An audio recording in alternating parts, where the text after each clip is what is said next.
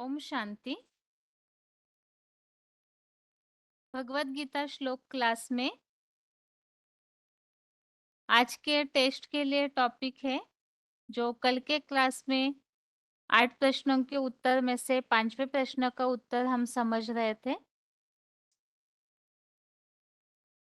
और उस टॉपिक संबंधित जो बातें हमने समझी है कि पाप की शुरुआत कहाँ से होती है और कैसे होती है, इस संबंधित जो भी बातें हमने समझी है तो उसे बताना है।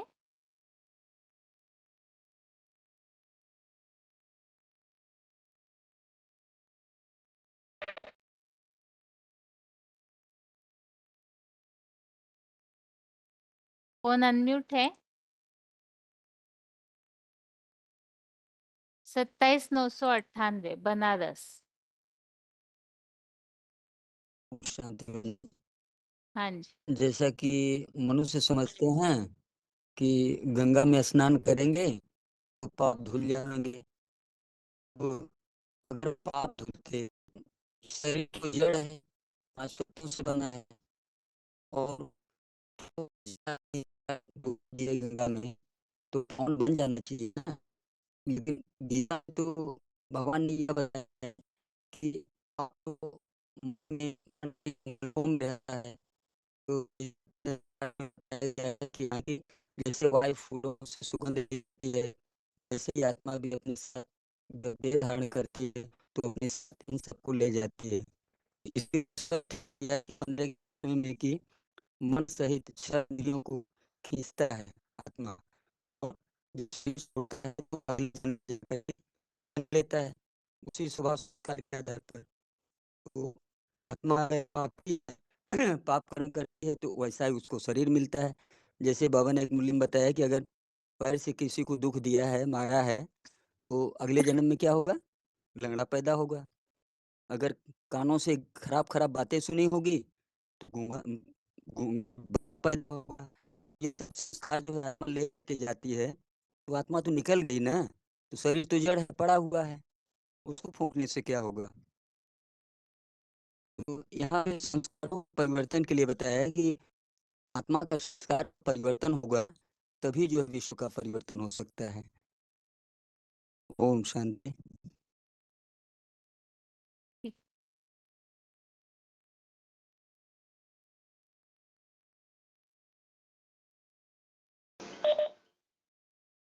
ओम शांति जी। हाँ जी।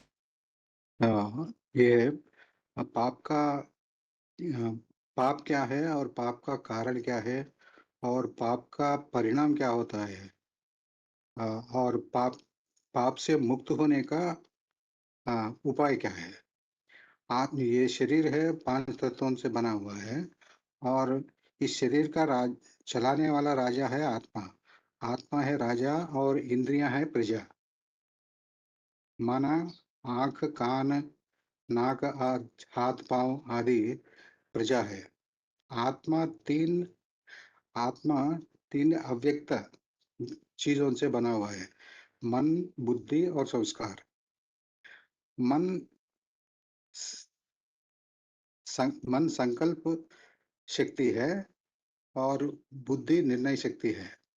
और जो भी मन बुद्धि से किया हुआ कर्मों जो भी है वो संस्कार रूप में बदल जाता है, आत्मा में रिकॉर्ड हो जाता है, जिसे संचित पाप कर्म भी कहते हैं। संचित पाप कर्म भी हो सकता, संचित कर्म पाप कर्म भी हो सकता है और पुण्य कर्म भी हो सकता है। अगर मन रूपी क्षेत्र में संकल्प रूपी बीज या उसका या बुरा संकल्प हो या अच्छे संकल्प हो, वो प्रैक्टिकल में लाना बुद्धि का काम है। अगर मन में ही उसको दबा दिया दुष्ट संकल्प का, तो कोई असर नहीं होता है। लेकिन बुद्धि उसको सहयोग देकर इंद्रियों से, अपने प्रजा से वो काम करवाता है, तब वो पुण्य और पाप कर्म बन जाता है। इसलिए कहते हैं, भक्ति मार्ग में भी कहते हैं, आयु कर्म च वित्तं च विद्या निधनमेव च। आयु कर्म च वित्तञ्च विद्या निधनमेव च पंचैतानि सृज्यन्ते गर्भस्थैव देहिनः। ये आयु कितना वर्ष जीना है, उसका पुण्य कर्म क्या है, पाप कर्म क्या है, और विद्या कहाँ तक पढ़ सकता है, उनका कितना धन होना चाहिए, ये पूरा सभी गर्भ में ही तय हो जाता है पिछले कर्मों के हिसाब से। और रोग शोक परिताप बंधन व्यसनानि च आत्मापराध वृक्षस्य फलान्येतानि देहिनः। ये रोग शोक परिताप बंधन और व्यसन जो भी है, ये आत्मा जो पाप कर्म किए हुए बड़ा वृक्ष का फल है। ये शरीर को भोगना पड़ता है, आत्मा को शरीर द्वारा भोगना पड़ता है। इसलिए भगवान ने कहा है, अर्जुन ने पूछता है, चंचलम ही मनं कृष्णा प्रमादि बलवदृढ़ तस्याहं निग्रहं मन्ये वायोरिव सुदुष्करम। जैसे वायु को रोक नहीं सकते हैं, मन के संकल्पों को भी रोक नहीं सकते। भगवान ने बताते हैं, असंशय महाबाहो मनोनिग्रहम चलम अभ्यास कौनते वैराग्य च। ये अभ्यास के द्वारा ही ये सुधर सकता है। और मनयेव कृतं पापम न शरीर कृतं कृतं।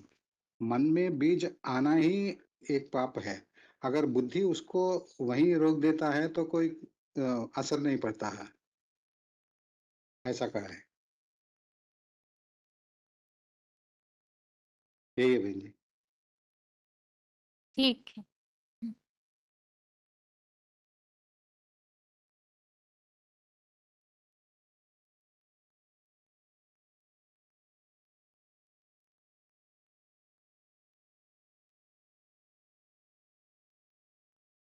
हेलो, ओम शांति दीदी। ओम शांति। दीदी क्या बताना? कल जो हेलो। टॉपिक सुना है ना माता जी, उससे हाँ बताना है। दीदी। हाँ, तो शरीर को गंगा के पानी से धोए तो वो पाप विनाश नहीं होता। जो आत्मा से पाप शुरू होता है। मन बुद्धि रूपी आत्मा जो है, वही आत्मा ही उसमें अव्यक्त मन से ही पहला संकल्प में आता है। बाद में उसको नहीं कंट्रोल किया तो बातों में आता है, बातों में भी कंट्रोल नहीं तो इंद्रियों से कर्म करता है। तो जब आत्मा तो पहला सात्विक होता है, शरीर धारण करता है, तो ये शरीर जो प्रकृति है उसी से ये 5 विकार और 3 गुण उत्पन्न होते हैं। तो जब आत्मा शरीर में प्रवेश करती है तो एक कर्म करने शुरू करता है, पाप और पुण्य। पाप और पुण्य कर्म तो शरीर तो नहीं करता, आत्मा आता है तो आत्मा से शुरू होता है। आत्मा ही पाप और पुण्य का लेप शेप लगता है। माना ये आत्मा ही विषय सेवन भोगन करती है। माना हमारे में जो नाक कान आंख है, जो भी देखता है, जो भी सूंघता है, तो जो भी खाता है उसका मन विचार करता है कि ये अच्छा है, ये बुरा है। तो यही ये विषय भोगना आत्मा का होता है।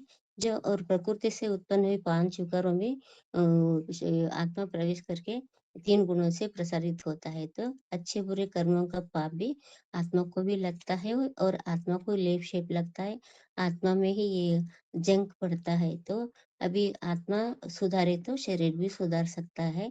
तो आत्मा में ही जंग उतारना है। माना आत्मा के जो भी स्वभाव संस्कार है वो परिवर्तन करना है।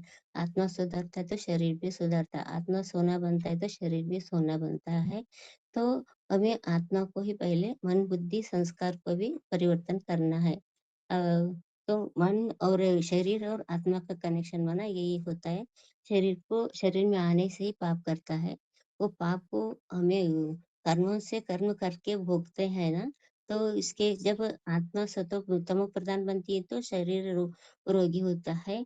जब आत्मा सुधरती है ना, इस प्रकृति के साथ रजगुण है, तैसे सतो प्रधान सतो सामान्य रजो तमो बनता है। तो आत्मा में जो अपने पहले बच्चे रहे तो बुढ़ापा और मध्य में यौवन होता है, बाद में बुढ़ापा होता है। तो जैसे जैसे हमारे आत्मा सतरज सामने आता है तो ये शरीर वैसा ही बनता है। इसलिए मेन बात है कि मन बुद्धि रूपी आत्मा को उसके स्वभाव संस्कार को ही पहला परिवर्तन करना है, मतलब सुधारना है।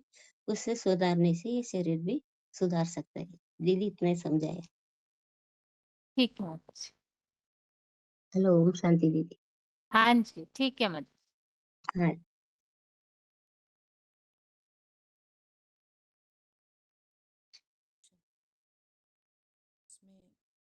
समझ रहे थे कि पाप हाँ किसमें रहते हैं, सुनाई दे रहे थे?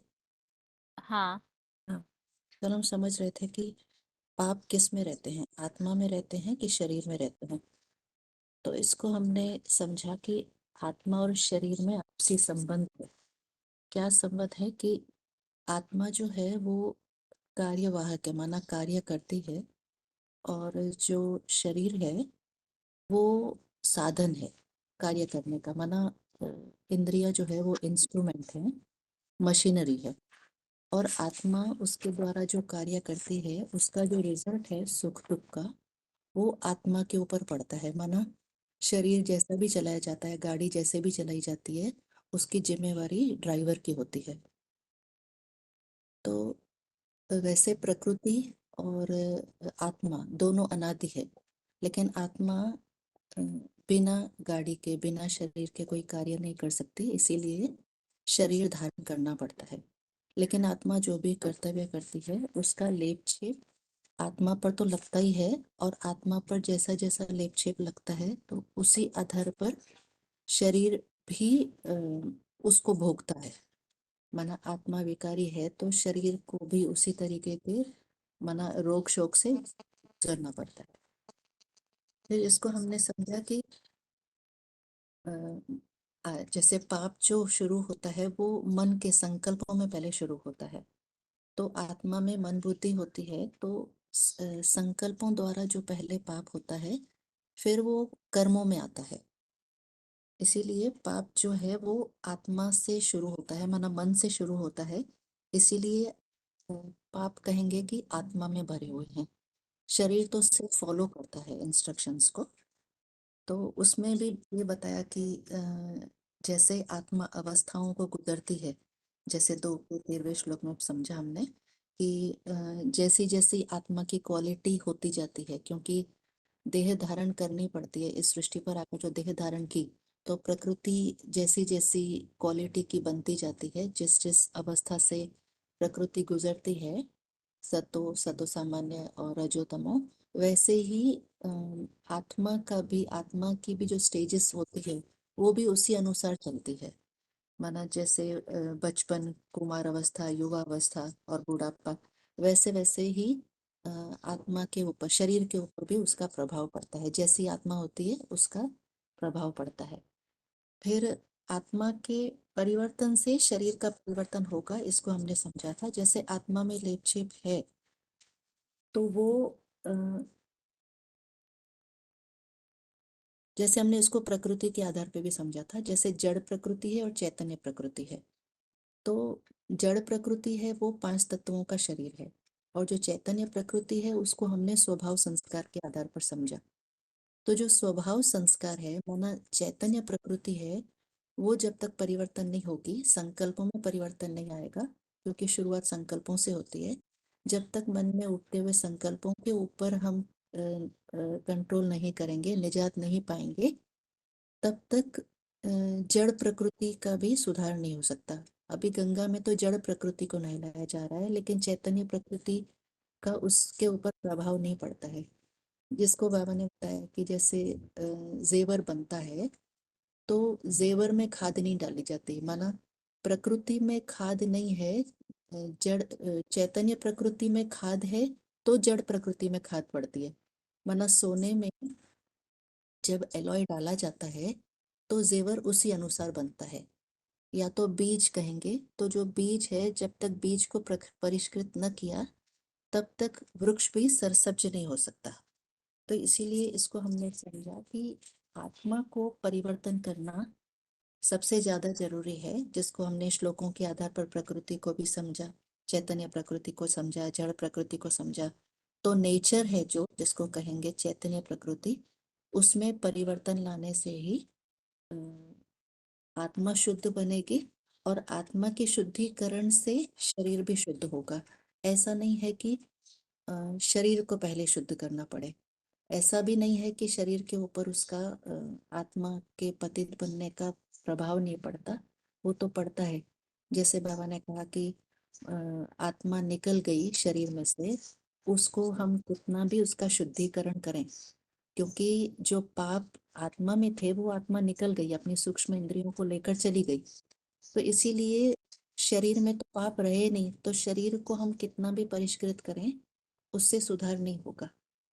आत्मा रहते हुए जो हम चैतन्य प्रकृति को सुधारेंगे तब जड़ प्रकृति में भी परिवर्तन। ठीक, ओम शांति। ठीक है मैम। अगला फोन अनम्यूट है 222443। ओम शांति बहन जी। हाँ जी।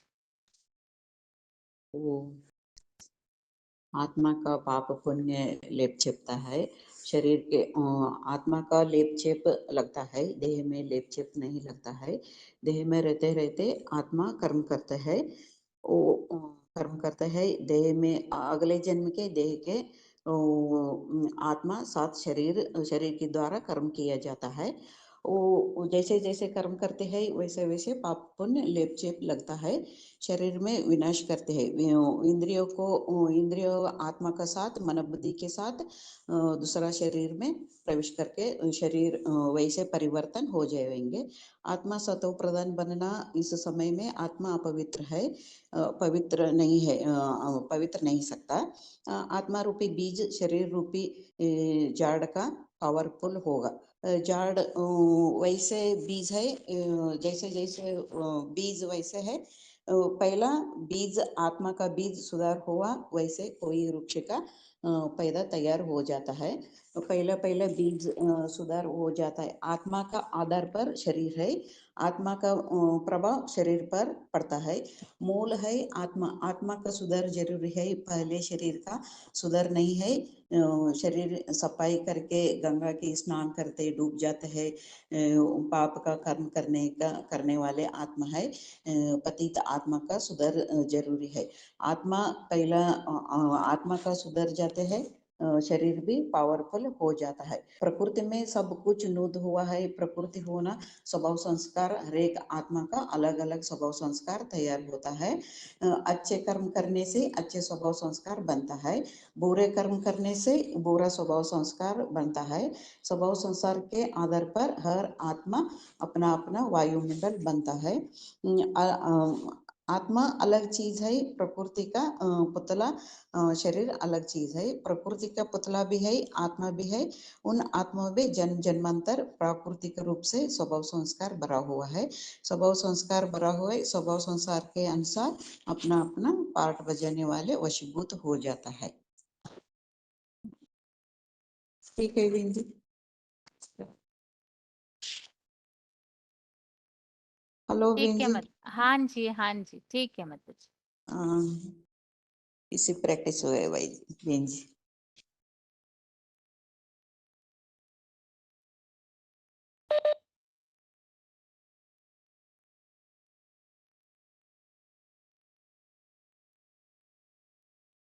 फोन अनम्यूट है मत जी।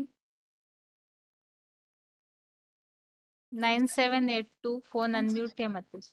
हाँ दे रही हूँ शांति। ये बताना है ना, पाप और पुण्य आत्मा में ही होते हैं। पतित और पावन आत्मा ही बनती है, इसलिए बनना है ना दीदी। हाँ जी मत जी। तो जो शरीर जो है ना, शरीर और प्रकृति है, और आत्मा जो है वो चैतन्य चैतन्य शक्ति है। शरीर और प्रकृति दोनों का ही रस परस है। शरीर में जब तक चैतन्य शक्ति आत्मा है ना, तब तक ही शरीर चलायमान होता है, क्योंकि ये 5 तत्वों का बना हुआ जड़ शरीर है। पर जब तक इसमें चैतन्य आत्मा है, मन बुद्धि को ही आत्मा कहा जाता है। मन एक सूक्ष्म चैतन्य शक्ति है। तो जब तक मन और बुद्धि अंदर है तब तक ये शरीर चलायमान होता है। ये हमने कल समझा। आत्मा में ही खाद होती है। इसके लिए उदाहरण भी दिया है, जैसे कोई भी बीज हो तो उस बीज का जब तक हम जमीन में बीज का परिष्कृत नहीं किया जाता तब तक वो सरसचन नहीं होता। बीज जो है वो कोई भी बीज है, बार बार अगर वो जमीन में बोया जाए तो उसका पावर कम हो जाता है। इसी तरह हमारी जो आत्मा है वो अनेक जन्म लेते लेते कमजोर हो गई है। इसीलिए आज भी मनुष्य के शरीर और वो शरीर जो है वो कमजोर दिखाई दे रहे हैं। तो ये आत्मा ही मेन है। गंगा में जाके शरीर को साफ कर सकते हैं, परंतु मन और बुद्धि को कोई साफ नहीं कर सकता। इसके लिए जैसे शरीर में हम शरीर में जो आत्मा है उसके लिए शरीर जो शरीर में जो भोगा जाता है, आत्मा जो भोगती है वो सत रज तम ये 3 गुण प्रकृति में जो होते हैं ना। प्रकृति जैसे आत्मा प्रकृति में जन्म लेती है तो सत रज तम तीनों गुणों से उसको जाना ही पड़ता है। तो जैसे बाल्यावस्था है, कौमार्यावस्था है, फिर बुढ़ापा है, ऐसा दिन भी हर सुबह दोपहर और शाम ऐसे दिन की भी रूटीन चलता रहता है, चक्र है घूमता रहता है। जैसे 3 तत्वों से प्रकृति भी गुजरती है, तो हर आत्मा को इन 3 तत्वों से जाना ही होता है। तो इसी तरह इसके लिए भी हमने वो 2 का 13वां श्लोक लिया था। तो देहिनो यस्मि यथा देहे कौमारे यौवनचरा तथा देहांतरं प्राप्ति धीरस्त्र न मध्य मुह्यते। धीरस्तत्र न मुह्यति। धीरस्तत्र न मुह्यति। तो ये श्लोक हमने लिया था। इसी तरह हमने एक सोना का भी उदाहरण लिया था। सोना और जैसे सोना है वो हमारी शरीर की आत्मा है, और जो शरीर है जब तक हमारा जेवर में खाद नहीं डाली जाती, सोने में ही खाद डाली जाती, तो जब तक हमारा जो शरीर आत्मा है प्योर नहीं बनती तब तक शरीर भी प्योर पवित्र या तेजवान नहीं बन सकता। तो हमारे आत्मा को ही पहले सुधारना जरूरी है। भगवान भी इस धरती पर आए हैं तो आत्मा को ही सुधारने के बाद बार बार कह रहे हैं कि हमारी मन बुद्धि रूपी आत्मा को समझना है, सुधारना है, क्योंकि हर एक आत्मा में अपनी चैतन्य शक्ति है और हर आत्मा का एक वायुमंडल बन जाता है।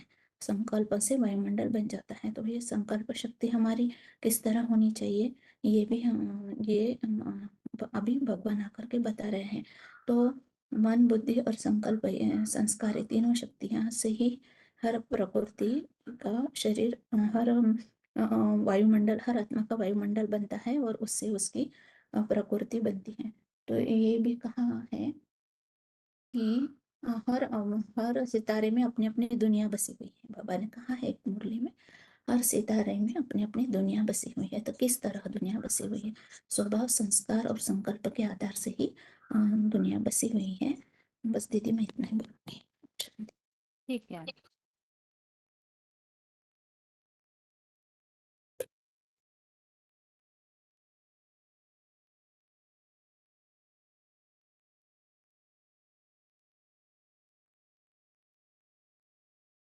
कौन अनम्यूट है अगला? ओम शांति बहन जी। ओम शांति। 5494। हाँ जी, भाई गंगा गंगा के लिए एक बार भी बताया नहीं, पहले का आप थोड़ा बताओगे? बताइए। गंगा मन पतित पावनी गंगा नहीं तो नहीं है तो शिव के शंकर के ऊपर विराजमान क्यों है? ये मान्यता के लिए जड़ गंगा जड़ पानी की नदी है, उसके द्वारा सभी के पाप धुले जाते हैं। ऐसे मान करके सभी मनुष्य में पाप करते रहते हैं। वो सोचते हैं कि एक बार गंगा स्नान करने से सारी जिंदगी के पाप कट हो जाएगी करके। इस गलत फहमी के कारण मनुष्य अपने आप को पाप कर्म करने के लिए, गलत कर्म करने के लिए फ्री समझ लिया, है करते ही रहते हैं। इस तरह से कलयुग अंत में जब पापाचार बढ़ जाता है, ऐसे ऐसे अंधश्रद्धा वाले मान्यता के लेकर कारण इस सृष्टि का पतन ज्यादा होने लगता है। इसलिए भगवान का महत्व को कम करके जड़ नदियों को पाप खत्म करने का साधन मान लिया गया। और ऐसे अंधश्रद्धा भक्ति के कारण ही भक्ति के बोलबाल बढ़ता है। लेकिन साथ में पाप कर्म करने वालों का संख्या बढ़ते हैं। दूसरी तरफ से भगवान के प्रति श्रद्धा भावना बदलकर नास्तिकता बढ़ते जाती है। ये सबसे बचने के लिए, क्योंकि एक भगवान ही है सबका उद्धार करता है, मोक्षदाता एक भगवान है, पापों से मुक्ति कराने वाला एक भगवान है। इसलिए ये मान्यता को जानना जरूरी है। पतिता पावनी गंगा है, तो अगर पतिता पावनी गंगा होती है तो शंकर के सिर पर क्यों विराजमान है? जरूर गंगा से कोई श्रेष्ठ है। इसी बात को हम समझने के लिए अलग अलग भक्ति मार्ग की मान्यता को समझना शुरू किया। मन भक्ति मार्ग चित्र में शंकर जटाओं से गंगा निकलती हुई दिखाते हैं। एक कथा बनी हुई है भक्ति मार्ग में। मन सागर राजा की 60,000 कुंभों को उद्धार करना था, इसलिए भागीरथ राजा ने तपस्या की। तपस्या करके गंगा स्वर्ग में थी, उसे धरती पर तो लाया, लेकिन गंगा का प्रवाह, उसका फोर्स इतना था, सारी धरनी उसमें डूब जाती। इसलिए महादेव ने गंगा को अपने जटाओं में समा लिया। महादेव सिर पर जटाओं में तो गंगा आई, लेकिन धरती का उद्धार नहीं हुआ, और इसलिए ही फिर से भागीरथ राजा ने तपस्या की और गंगा द्वारा प्रवाह से धरती कल्याण के लिए फिर बहने लगी। सागर राजा के 60,000 कुरंग को इसका कारण पूदखे है उद्धार माता न जी, हुआ। पूदखे, पूर्ंग, हाँ, पुत्रों पूदंगे के लिए नहीं, बताते हैं मैंने, पूदखे, पूर्वज। पूर्वज उद्धारण हुआ। इसलिए माना जान लगा कि गंगा नदी ही पतिता पावनी करके। इस प्रश्न का उत्तर जानना इसलिए जरूरी है क्योंकि भक्ति मार्ग में जो अंधश्रद्धा है, गंगा नदी पानी से ही सभी पावन बनते हैं, ऐसे मानकर भगवान का महत्व को उसे कम किया गया। वास्तव में जड़ पानी पापों को नाश नहीं करता है। इसका सही समाधान क्या है, इसे जानने के लिए उत्तर जानना जरूरी है। माना जाता है, कहावत इस तरह बनी हुई है, मचंगारो कहे कटौती में गंगा। गंगा को ऐसे क्या बोले महत्व माता है। जी, क्या बोले? माना जाता है, क्या बोले? माना कहावत, हाँ, वो इसे कहावत माना क्या जाता है बताए? कहावत। हम्म, हाँ, मचंगा तो कटौती में गंगा, हम्म, ठीक नहीं है जी? ठीक है, वो उच्चारण थोड़ा अलग लग रहा था, बताइए आगे। पावनी गंगा के रूप में माना जाता है, तो ऐसे मानते हैं कि आते समय गंगा का तट हो, मुंह में गंगा जल हो, तब प्राण निकले। कई ऐसे भी है, प्राण छूटे गंगा में डूबने हुए छूटे, इसलिए अंतिम समय मृत्यु के समय में गंगा में जाकर डुबाते हैं। प्राण नहीं निकलने वालों को भी प्राण निकल जाएगी, फिर सोचते हैं नदी में प्राण निकल गई, माना उनका उद्धार हो गया, अर्थात मोक्ष मिल गया। ये भी मानते हैं गंगा में जाते हैं, वहां से पानी भरकर लाते हैं, घर को शुद्ध करते हैं, गंगा जल से सब जगह शुद्ध होती है करके सोचते हैं। माना धीरे धीरे ये मान्यता जैसे कुंभ मेला के रूप में विस्तार हो गया। कुंभ मेला में तो लाखों में लोग इकट्ठा होते हैं, गंगा में स्नान करना सौभाग्य मानते हैं। इस तरह से गंगा पतिता पावनी करके विस्तार हुआ। ओम शांति देवी। ठीक है।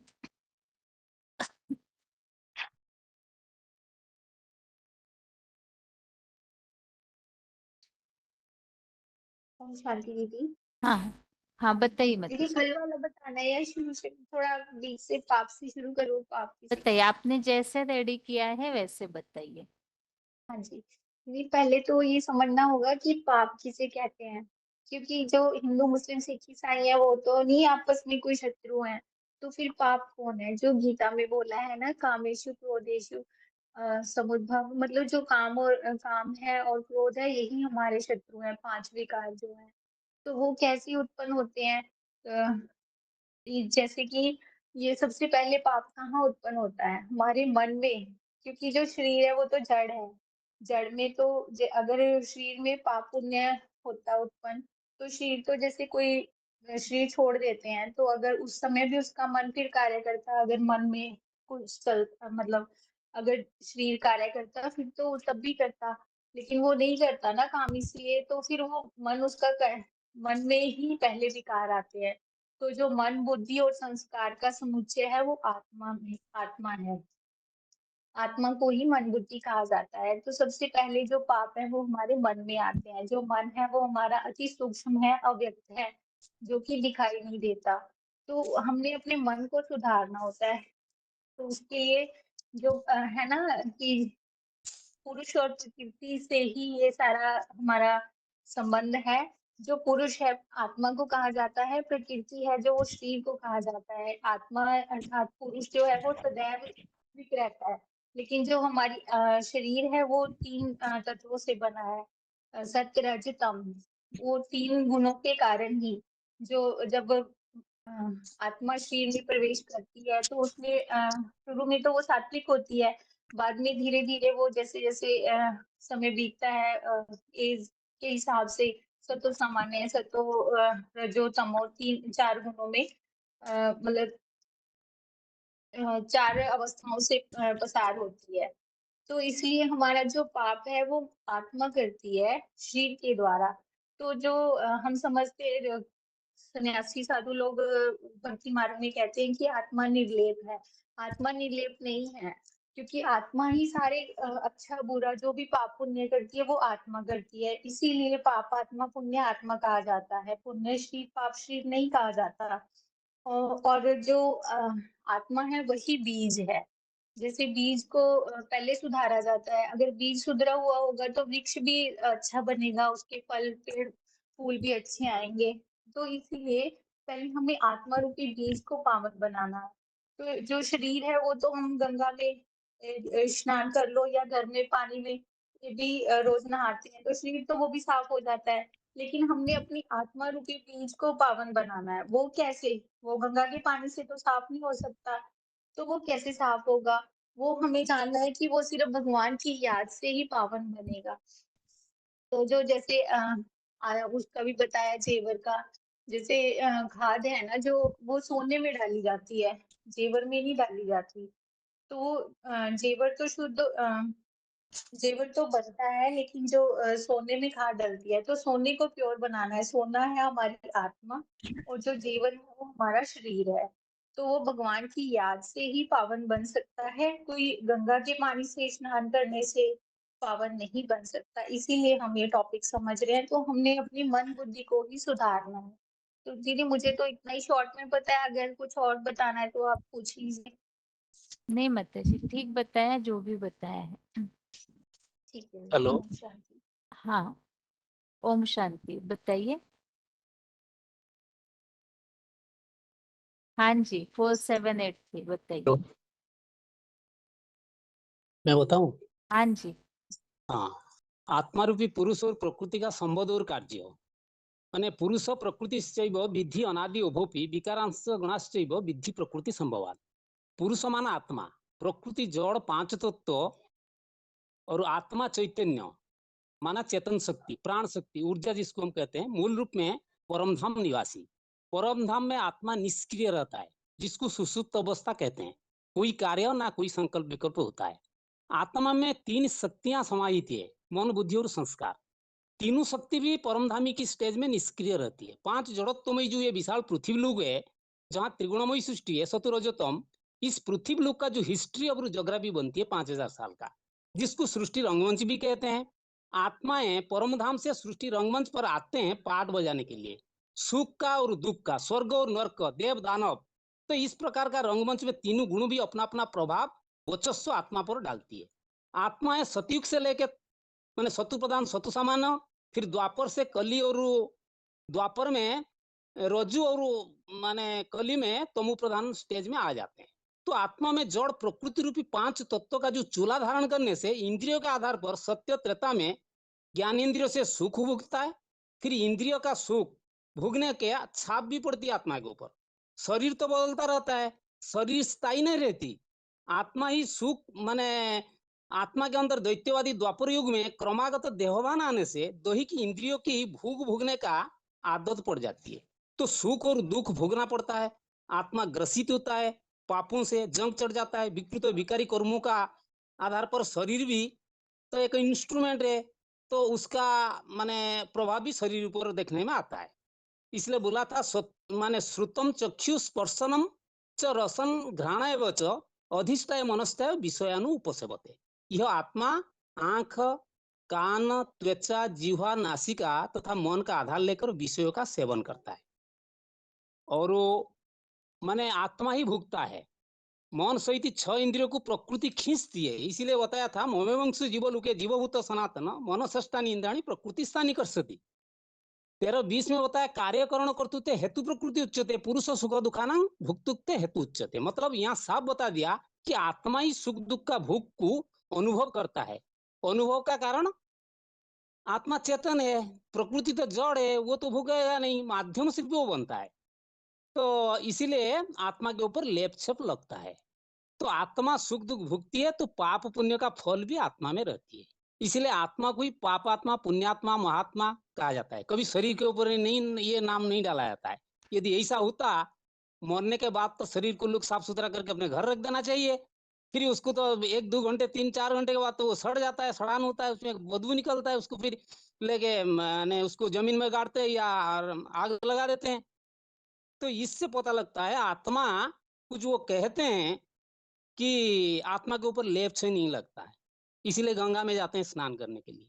तो ये प्रकार का अज्ञानता सरासर झूठा है। सबका शरीर मूत पलित बनता है, ये बात सिर्फ हमें ही पता है अभी, बाकी दुनिया लोग को तो ये बात मैंने समझ में नहीं आता।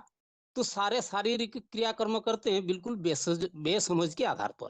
आत्मा जब शरीर छोड़ता तो साथ में 23 तत्वों को लेके जाती है। जैसे फूलों से हवा सुगंध लेके चला जाता है, शरीरं यदो आवाप्नुति यतच अपि उक्रामति च ईश्वर गृहीत्वा एतानि संयाति वायु गंधानि वासयति। तो हमको यह देखना पड़ेगा, आज आत्मा के बारे में ज्ञान न होने के वजह से अज्ञानता ही समस्त द्विविधा निर्माण करता है। क्योंकि शरीर एक गाड़ी है, आत्मा ड्राइवर है। ड्राइवर के ऊपर पूरा प्रभाव पड़ता है गाड़ी चलाने का, रास्ता का, हालत का, अवस्था का, सिचुएशन का। तो आत्मा के ऊपर को निर्लिप्त करना कितना अज्ञानता है। सिर्फ गाड़ी की धो डालू, पेट्रोल डीजल डाल दो, क्या अपने आप गाड़ी चलेगी? ड्राइवर का कुछ इंतजाम करना ना चाहिए, नहीं करना चाहिए। बिना ड्राइवर से गाड़ी हिलेगी नहीं, सारी प्रबंधन ड्राइवर को करना पड़ेगा। सपोज एक्सीडेंट कर दिया तो क्या हालत होगा? गाड़ी तो वहीं खड़ी है, फिर क्यों ड्राइवर को ढूंढते हैं? इसीलिए ढूंढते हैं कि उसका संचालक कौन था, ड्राइवर था। तो मुख्य बात से लोग दूर चले जाते हैं, आलतू फालतू कपुल कल्पित बातों पर अंधश्रद्धा पूर्वक कर्मकांड निभाते हैं, जिससे और ही पतित बनते हैं। आत्मा पवित्र बनेगी तो उसको पवित्र दिव्य शरीर मिलेगी, निरोगी शरीर मिलेगी। आत्मा पतित पापयुक्त होगा तो शरीर भी रोगी, दरिद्र, बीमारी सीमारी मिलेगा और दुख भी भोगेगा। इसीलिए एक मिसाल दिया था, 2:23 में बताया था, देहिनुस्मिन् यथा देह कौमार यौवन द्वारा यथा देहांतर प्राप्ति धीरस्त्रतो न होती। माने जैसे शरीर के अंदर आत्मा रहते हुए अलग अलग सिचुएशन अवस्था आता है, बचपन, जवानी, बुढ़ापा, जैसे आत्मा शरीर के अंदर प्रकृति के अंदर रहते हर स्टेज, हर स्थिति को मैंने महसूस करता है। अर्थात आत्मा बीज है, शरीर एक वृक्ष है। जैसे खेती करने के लिए कोई भी बीज को क्या किया जाता है? पहले परिष्करण किया जाता है, इसलिए किया जाता है कि वृक्ष ताजगी हो, अच्छा फल दो। ऐसे आत्मा जितना पवित्र संकल्प करेगा, जितना शुद्धता, जितना इंद्रिय संयमी होगा, तो सब प्राणियों के प्रति शुभ भावना रखेगा। उसका वाइब्रेशन, उसका एटीट्यूड, उसका कैरेक्टर शुद्ध बनेगा। तो खुद का शरीर भी उसका परिवर्तन, उसकी अपने शरीर में परिवर्तन देखने को आएगा। ये मुख्य आत्मा की बात है। तो इसलिए मिसाल बाबा ने दिया कि देवताओं का शरीर देखो कितना आकर्षक, कितना मनमोहक, उनका दृष्टि कितना सात्विक, पारदर्शी और दिव्य है। और आज की मनुष्य कैसे, आंख दबी हुई है, नुंजुम पुंजुम चेहरा है। ये सब आत्मा की शुद्धता, पवित्रता, शुद्ध संकल्प, पवित्र वाइब्रेशन, इसके ऊपर डिपेंडेबल है। बीज आत्मा जितना शुद्ध पवित्र श्रेष्ठ होगा उसके आधार पर शरीर जड़ तत्व जो है वो बदल जाएगा। आत्मा क्योंकि सारे गुण अवगुण संस्कार जो है आत्मा में रहती है, शरीर तक इंस्ट्रूमेंट है, सारे कार्य आत्मा करती है। जैसे कि मिसाल दिया सोना का, माने जेबर में कोई खाद नहीं होता है, जेबर में खाद नहीं मिलता, सोना में खाद होता है। जैसे सोना होगा ऐसे जेबर बनेगी। अभी कलयुग अंत में सबका आत्मा पवित्र है, पाप युक्त है, तमु प्रधान है, तो पवित्र शुद्ध शरीर कहाँ मिलेगा? इसलिए जितना शुद्ध आत्मा रूपी बीज होगा उतना सुंदर ताजगी झाड़ बनेगी, पावरफुल झाड़ बनेगी। परंतु इस समय साधु सन्यासी महात्मा जो खुद को पवित्र महात्मा कहकर गृहस्थी जन से पूजा लेते हैं, खुद अपने शरीर को कहाँ लेके जाते हैं? गंगा में जाते हैं शरीर धोने के लिए। वास्तविक आत्मा पर पापशेप लगता है और शरीर के पर नहीं। आत्मा को शुद्ध पवित्र बनाने के लिए एक एवर प्योर परमपिता परमात्मा से युग चाहिए। बिना युग से पाप मिटने वाले नहीं है। चाहे जन्म जन्मांतर कितना गंगा जमुना में डुबकी लगाओ, पाप मिटने वाला नहीं है। क्योंकि सच्चा सुना होगा तो सच्चा जेवर भी बनेगा। इसलिए बताया आत्मा ही पतित और पावन बनती है। उसके आधार पर हमको जो शरीर मिलती है, इसमें दो प्रकृति की बात बताया, एक जड़त्वमयी प्रकृति और एक है माने चेतन प्रकृति। ये जो शरीर है 5 जड़त्वमयी प्रकृति से बनी है, पृथ्वी जल वायु अग्नि आकाश। और जो माने आत्मा रूपी पुरुष है वो चैतन्य प्रकृति है, उसका स्वभाव संस्कार एटीट्यूड बिहेवियर कैरेक्टर बनती है। तो 13:21 में जो बताया था पुरुष प्रकृति स्थितो ही भुंजन्ते प्रकृति जान गुणान कारण गुण संगस्य सदा सदु निजन्मसु। आत्मा का जो प्रकृति से उत्पन्न हुआ गुणों को भुगता है, जिसके आधार पर आसक्ति आती है और सत असत जुनी निर्माण होती है। प्रकृति स्थितो ही भुगते प्रकृति जान गुणा। और 15-17 भी बताया वही प्रकृति के बाद में। 4-6 में बताया वज्रोपिशन अव्यात्म होता नाम शरीरोपिशन प्रकृति स्वामधिष्ठाय, वही भी प्रकृति जड़ प्रकृति की बात दर्शाया। 9-8 में भी बताया प्रकृति में स्वामधष्टव्यम विसृजामी पुण्य पुण्य, माने प्रकृति में स्वामधिष्ठाव्य, यहाँ भी वही जड़ प्रकृति को दर्शाया। चैतन्य प्रकृति कौन है ना? जो भाव स्वभाव संस्कार चरित्र बनती है। जैसे कि 9-12 में बताया मोघ सा मोघ कर्माण मोघ ज्ञान विचेत आसुरी मासुरी चैव प्रकृति मोहिनीश्रिता। प्रकृति मोहिनीश्रिता जो बताया, ये प्रकृति माना स्वभाव संस्कार हर एक आत्मा में एक जैसा नहीं है। प्रकृति में ये नुधा हुआ है। अच्छा कर्म जो करता है अच्छा फल अच्छा संस्कार बनता है, बुरे कर्म के आधार बुरा संस्कार बनता है। ये जो स्वभाव संस्कार है उसके आधार पर वायुमंडल बनता है। सब आत्मा इसमें बंधे हुए हैं। नेचर माने जिसको प्रकृति कहा जाता है। इसलिए कभी कभी हम एक दूसरे को भी कह देते हैं ना, ये देखो इसका नेचर ऐसा है, इसका स्वभाव बदलेगा नहीं, मेरा स्वभाव ऐसा है। तो ये एक माने ह्यूमन स्वभाव की बात बताया। 7:20 में बताया कामेस्ते हृत ज्ञान प्रपदन्ते अन्य देवता तंग तंग नियम आस्ताय प्रकृत्या नियमता स्वया। प्रकृत्या नियता स्वया माने अपने अपने कामनाओं से जो आत्मा मोहित हो जाते, ये इनकी स्वभाव संस्कार को ही दर्शाता है। इसीलिए बताया था प्रकृति क्रियामाणानि गुणे कर्माणि सर्वस्व अहंकार विमूढ़ात्मा करता हूं इति मन्यते। अर्थात प्रकृति जो है जड़ प्रकृति सारे कार्य करती है। जैसे इसका शरीर छूटने से 4 महीने पहले गर्भ तैयार हो जाता है। बाबा ने बोला देखो जड़ प्रकृति अपने कार्य करने के लिए कितना मुस्तैद रहता है, और उससे जो पावरफुल आत्मा है चैतन्य प्रकृति वो कितना पावरफुल है, फिर भी अपने स्वभाव संस्कार से सब बंधे हुए हैं। इसलिए 3:33 में बताया सदृशम चेष्टते स्वस्या प्रकृति ज्ञानवान अपनी प्रकृति अंति होता नहीं निग्रह किंग करिसेसी। प्राणी का स्वभाव है अनादि निश्चित ड्रामो प्लेन अनुसार नुधा हुआ है, अपने स्वभाव से आचरण करते हैं सब, उसको कौन रोकथाम करेगा? तो फिर 1859 में बताया कि यत अहंकार आश्रित न इत्यस्य इति मन्यते मिथ्या से व्यवसाय ते प्रकृति साम नियोक्ष्यसि। अर्थात यहाँ भी अनादि निश्चित स्वभाव को दर्शाया। कार्य करने की चाहे युद्ध का कार्य क्यों ना हो, यदि अर्जुन मना कर रहा ना मैं युद्ध नहीं करूंगा, फिर भी कह रहे उसको प्रकृति कराएगा, आज नहीं तो कल करेगा, बरबस ड्रामा कराएगा। 60 में बताया स्वभाव जने कौनते हो निबद्ध स्वयं कर्मणा कर्तुन्नेच्छसि क्या कर्तुन्नेच्छसि कुछ है डेडेस। यहाँ भी वही अनादि निश्चित स्वभाव है कि सब अपने अपने कर्मों में बंधे हुए हैं। कोई मूर्खता से करना नहीं चाहेगा, तू भी बरबस प्रकृति उससे कराएगा। तो आत्मा चैतन्य प्रकृति समस्त कर्म का लेप छप आत्मा पर लगता है पाप पुण्य आत्मा पर ही लगता है, इसलिए ये पाप को क्या गंगा धो पाएगा? अब ये सवाल है। हेलो हाँ जी। थॉमसन। हाँ जी।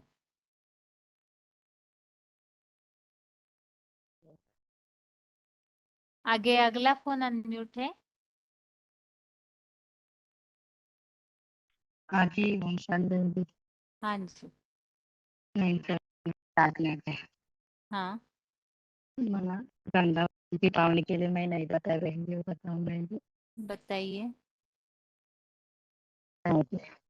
गंगा नदी है शंकर का जटा में विराजमान क्यों है?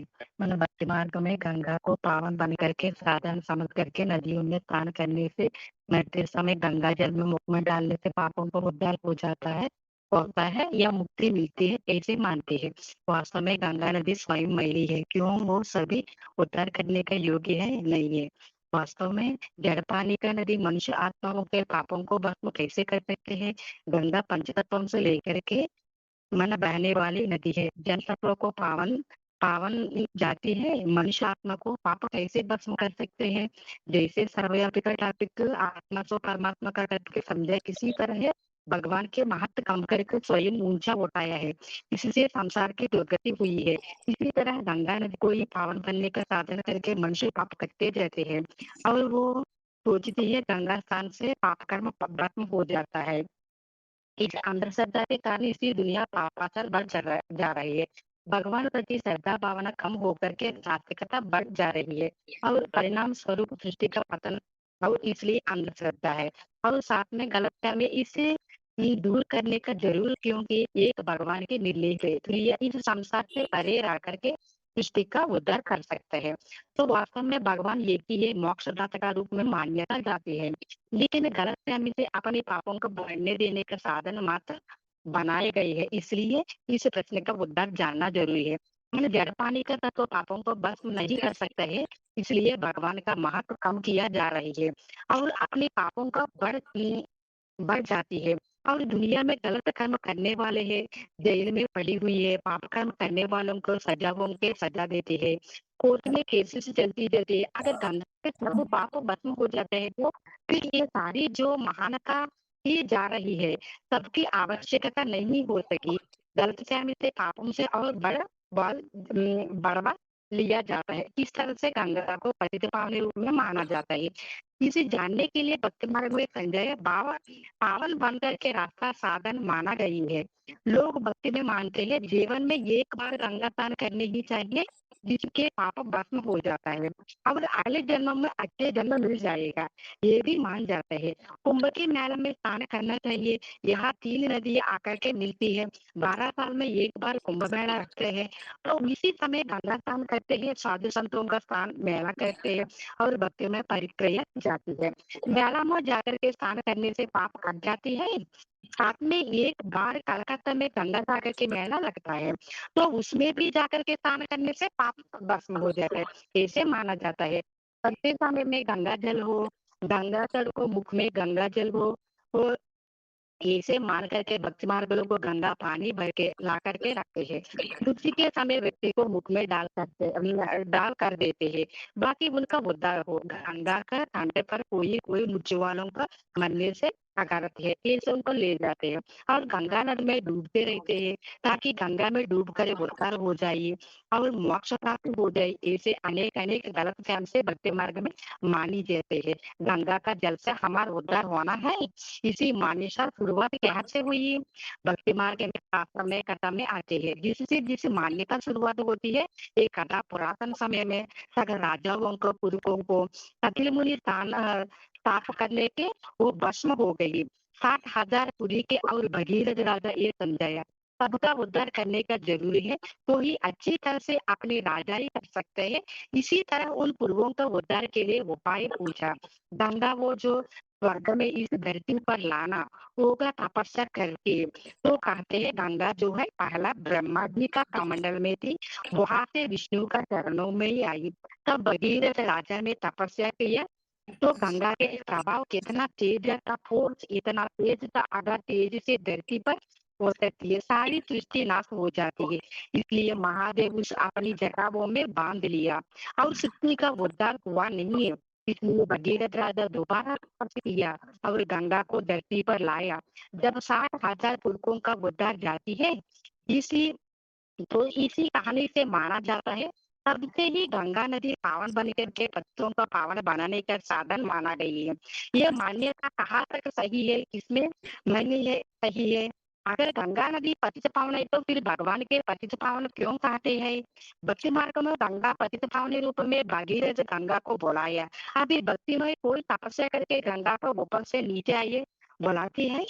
भले पतित पावन सीता रघुपति राघव राजा ऐसे भजनों में कहते हैं, पतित पावन आकर के भगवान को बुलाती है। उन्होंने लिबरेटर मुक्तिदाता के रूप में भगवान को क्यों पापम से छुड़ावा, मुक्ति होम से छुड़ावा भगवान को बुलाए। इससे स्पष्ट होती है गंगा पतित पावनी अगर होती है तो भगवान को अपमान भक्त मार्ग लोग क्यों करते हैं।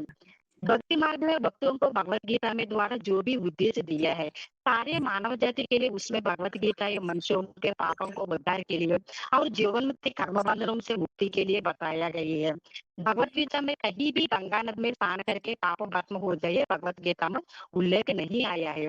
पतित पावन गंगा ही आदत पतित का पावन पाप बन चुकी है, पावन बनती है, इनके उद्धार करती है। गंगा अगर पतित पावन है तो रामा तेरी गंगे मैली ऐसे क्यों कहा है? जैसे भगवान की व्याधि से पापों को नाश होता है, भक्ति मार्ग में भगवत गीता में भगवान व्याधि से पाप नाश उल्लेख माना गया है। भगवान एक निर्लेपी है, वही पापों से मुक्त हो सकता है। मैंने 32 में भी आया। पाप योनियों का उद्धार व्याधि से होता है, सत्पथ योग्य मानने का आश्रय लेते हैं।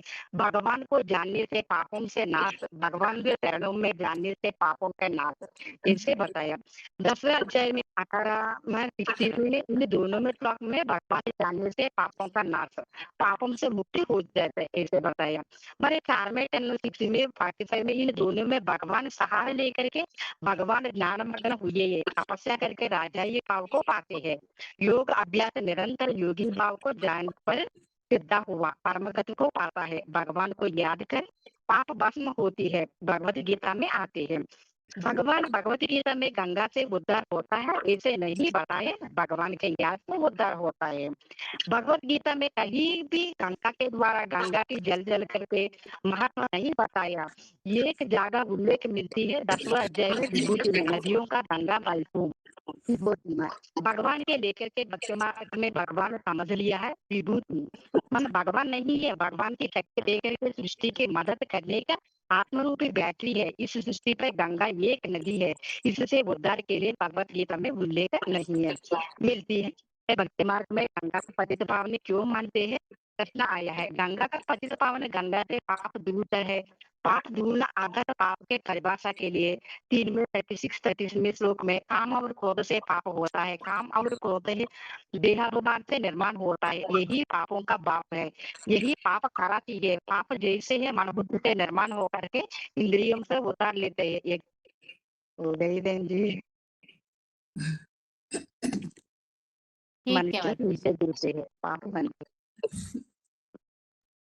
ओम शांति दीदी। हाँ जी माता। रोल नंबर बताइए। रोल नंबर है 17393 राउरकेला मधुबन। हाँ, तो आत्मा शरीर के कनेक्शन में आने से कैसे पाप करता है उसके बारे में मैं बोलता हूँ। तो ये जो आत्मा शरीर की कनेक्शन में आने से पाप करता है, तो गीता में भी आया है, श्रोतम चक्षु स्पर्शनम च रसनम घ्राणम च इव च अधिष्ठाय मनश्च अयम विषयान उपवेशते। उपसेवते उपसेवते अर्थात जो कान, आंख, त्वचा, जिह्वा और नासिका और मौन का व्यवहार करके आत्मा भोग की सेवन करता है। शरीर में इंद्रियों द्वारा कर्म होता है, तो आत्मा इस इंद्रियों द्वारा भोग की सेवन करता है। जैसे आंखों में देखकर आंखों का सुख लेता है, कानों में सुनकर कान का आत्मा सुख लेता है। तो वास्तव में शरीर से भले विकार निर्माण होती है, तो कब निर्माण होती है, विकार कब निर्माण होती है? जैसे कि मूर्त शरीर, जो मृत शरीर रखा हुआ है, तो शरीर एक्टिव नहीं है, आत्मा चली गई तो शरीर जड़बद्ध हुए। ना हिलता है ना बोलता है, इसमें चैतन्यता निकल जाता है। तो इंद्रियां तब एक्टिव होती है जब आत्मा कार्य करती है। तो आत्मा इंद्रियों को चेतना देती है। आत्मा तो साधन द्वारा भोगने वाली है। तो इसलिए गीता में भी आया है, कार्यकरण कर्तृत्व हेतु प्रकृति उच्यते, पुरुष सुख दुखानां भक्तृत्व हेतु उच्यते। अर्थात आत्मा कैसे सुख दुख भक्ति है। प्रकृति को देह रूपा कार्य में इंद्रिय रूप साधन की रचना में कारण रूप कहा जाता है। वास्तव में जो इंद्रियां जो है साधन है, इंस्ट्रूमेंट है, तो केवल कार्य करने में निमित्त बन जाते हैं। लेकिन इंद्रिय रूपी साधन द्वारा आत्मा सुख दुख की भोक्तापन में कारण कह जाती है। आत्मा इंद्रिय रूपी साधन द्वारा रोज को भोगता है। जैसे कि उदाहरण में जैसे कि जो चोट लगी शरीर को, लेकिन मन में विचार से दुख की फीलिंग होता है। तो सुख की भी फीलिंग, जीभ से जो खाद्य की टेस्ट महसूस आता है, तो आत्मा सुख भक्ति है। तो इसी तरह इंद्रिय साधन है और आत्मा सुख दुख की भक्तापन में कारण बनती है। तो आत्मा का रोल क्या है और शरीर का रोल क्या है? शरीर केवल साधन इंद्रिय प्रदान कर रही है। आत्मा उनके द्वारा सुख और दुख को भोगता है। इसमें ये बात स्पष्ट होती है कि वास्तव में शरीर केवल साधन है, शरीर द्वारा कर्म कराने वाली आत्मा है। तो सारे बोझ आत्मा के ऊपर आता है। तो आत्मा में लेप छेप कैसे लगता है ना, आत्मा में पहले विचार आता है, विचार आए तो फिर शरीर द्वारा कर्म करे, तो पाप पुण्य सब आत्मा के ऊपर पड़ता है। तो आत्मा शरीर द्वारा खाती है, वासना लेती है, भोग भोगती है, तो आत्मा को लेप छेप लगता है। जैसे कि उदाहरण में बोला है कि जो शरीर जो है गाड़ी है, आत्मा जो है ड्राइवर है। गाड़ी का तब महत्व होता है जब ड्राइवर गाड़ी चलाता है। अपने आप तो गाड़ी नहीं चलती है, ऐसे शरीर भी बिना आत्मा के जड़वत है। आत्मा इस शरीर रूपी गाड़ी को चलाती है और इंद्रिय रूपी मशीन से काम चलाती है। इसीलिए गाड़ी एक्सीडेंट होता है तो ड्राइवर को ही चोट लगता है, ड्राइवर को पकड़ा जाता है, गाड़ी धक्का दिया तो, लेकिन चलाने वाला ड्राइवर है। ऐसे ही आत्मा शरीर को चलाने वाला है, तो आत्मा को ही लेप छेप लगता है। तो पाप पुण्य भी आत्मा पर पड़ता है, शरीर पर पड़ता नहीं। लेकिन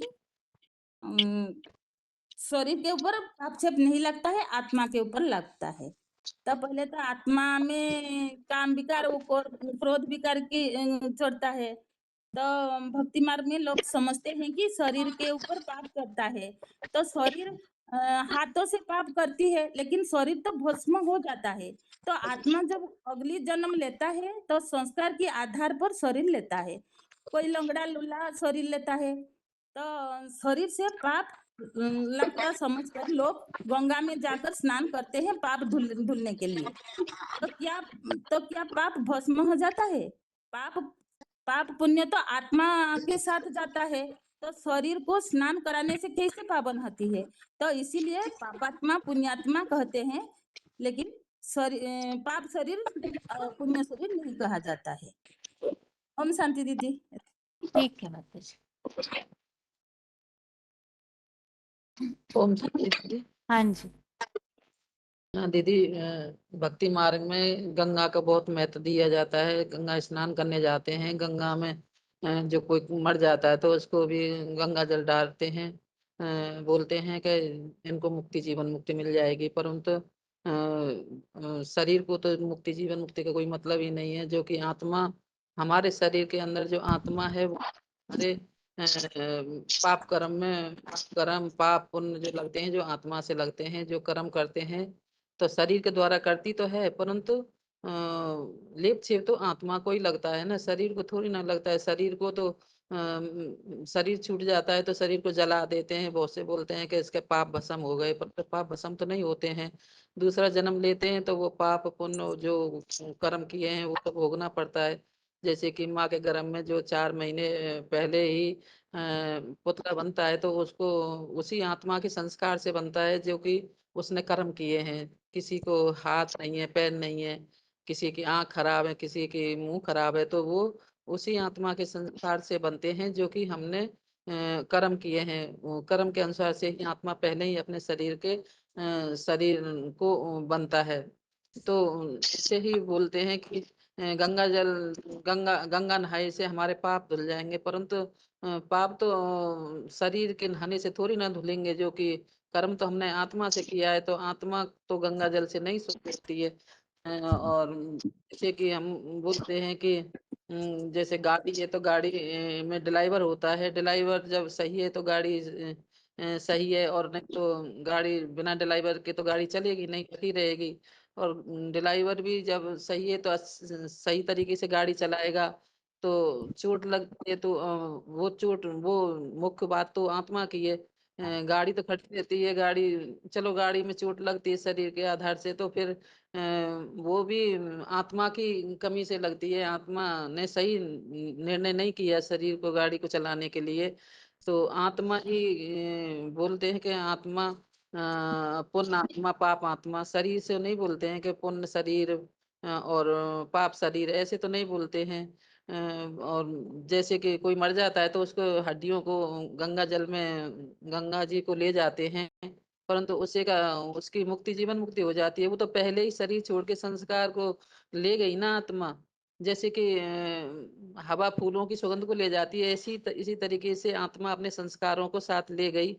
वो तो चली गई, अब शरीर को तो या गंगा में डुबाओ या जलाओ या दबाओ, उससे कोई मतलब नहीं है। वो तो सारा लेप छेप आत्मा का ही है। आत्मा को अगर आत्मा ही मुख्य चीज है, आत्मा ज्ञान ज्ञान से ही आत्मा पाप और पुण्य धुल सकता है। जैसे भी भगवान कहते हैं कि राम तेरी गंगा मैली हो गई, जो खुद ही कहते तो ये राम का नाम लेते हैं, पर खुद ही मैली हो गई, तो वो किसका पाप धुल सकती है, किसका पुण्य धुल कर सकती है? वो कुछ नहीं कर सकती है। वो तो वैसे भी बोलते हैं पतित पावन सीताराम, सीताराम आओ पतों को पावन बनाओ। तो गायन तो करते हैं, परंतु उसका गहराई से सोचते नहीं है। और गहराई से सोचे क्यों? क्योंकि भगवान ही आकर हमको बताते हैं कि आत्मा ही है मुख्य। शरीर के अंदर जो आत्मा है वही है, जो कि शरीर तो हमारा विनाशी है, आज है कल नहीं रहेगा। आत्मा तो अजर और अविनाशी है, जो जन्म जन्मांतर के संस्कार उससे अच्छे बुरे उनके साथ जाते हैं। और पहले हमारे जो पाप कर्म बनते हैं वो क्या है, मन में आते हैं। अब मन हमारे विचार करता है तो कर्म जो बहुत प्रबल हो जाते हैं तो हमारे कर्म इंद्रियों में कर्मना में भी आ जाते हैं वो पाप कर्म आते हैं, तो वो हमारे पाप कर्म बन जाते हैं। तो इसी तरीके से हम कहते हैं कि भगवान आके ही हमें आत्मा के उद्धार के लिए ही भगवान ज्ञान जल से हमें स्नान कराते हैं। तो वो ही हमारी आत्मा, जब ही हमारी आत्मा पवित्र और पवित्र बन सकती है। वैसे भी पवित्र जो हमारी आत्मा कर्म करेगी, पवित्रता ही हमारी आत्मा के लिए मुख्य चीज है। जो शरीर भी हमारा अच्छा ही मिलेगा जब हम भगवान की याद में रहेंगे और ज्ञान स्नान करते रहेंगे, तो हमारा शरीर भी सुगंधित रहेगा। और वैसे भी भगवान बोलते हैं कि आप हमारी सभी कर्म इंद्रियों से दुर्गंध निकलती है, परंतु जब तुम पावन बन जाओगे, पवित्र रहोगे, तो तुम्हारी सभी कर्म इंद्रियों से बदबू नहीं निकलेगी, सुगंध निकलेगी। देवताएं जो सतयुग में रहते हैं तो उनको सभी कर्म इंद्रियां शुद्ध रहती हैं, उनको कोई भी वाइब्रेशन खराब नहीं होते हैं। तो इसी तरीके से भगवान आकर के हमें उसी सतयुग के लिए तैयार कर रहे हैं, जो कि हम भगवान की याद करके नहीं अपनी आत्मा को पतित से पावन बना सकते हैं, जो पुण्य आत्मा बना सकते हैं भगवान की याद से। इतना ही दीदी आ रहा है। आगे बताइए, अगला फोन अनम्यूट है। 8776 8776 सतना, फोन अनम्यूट है।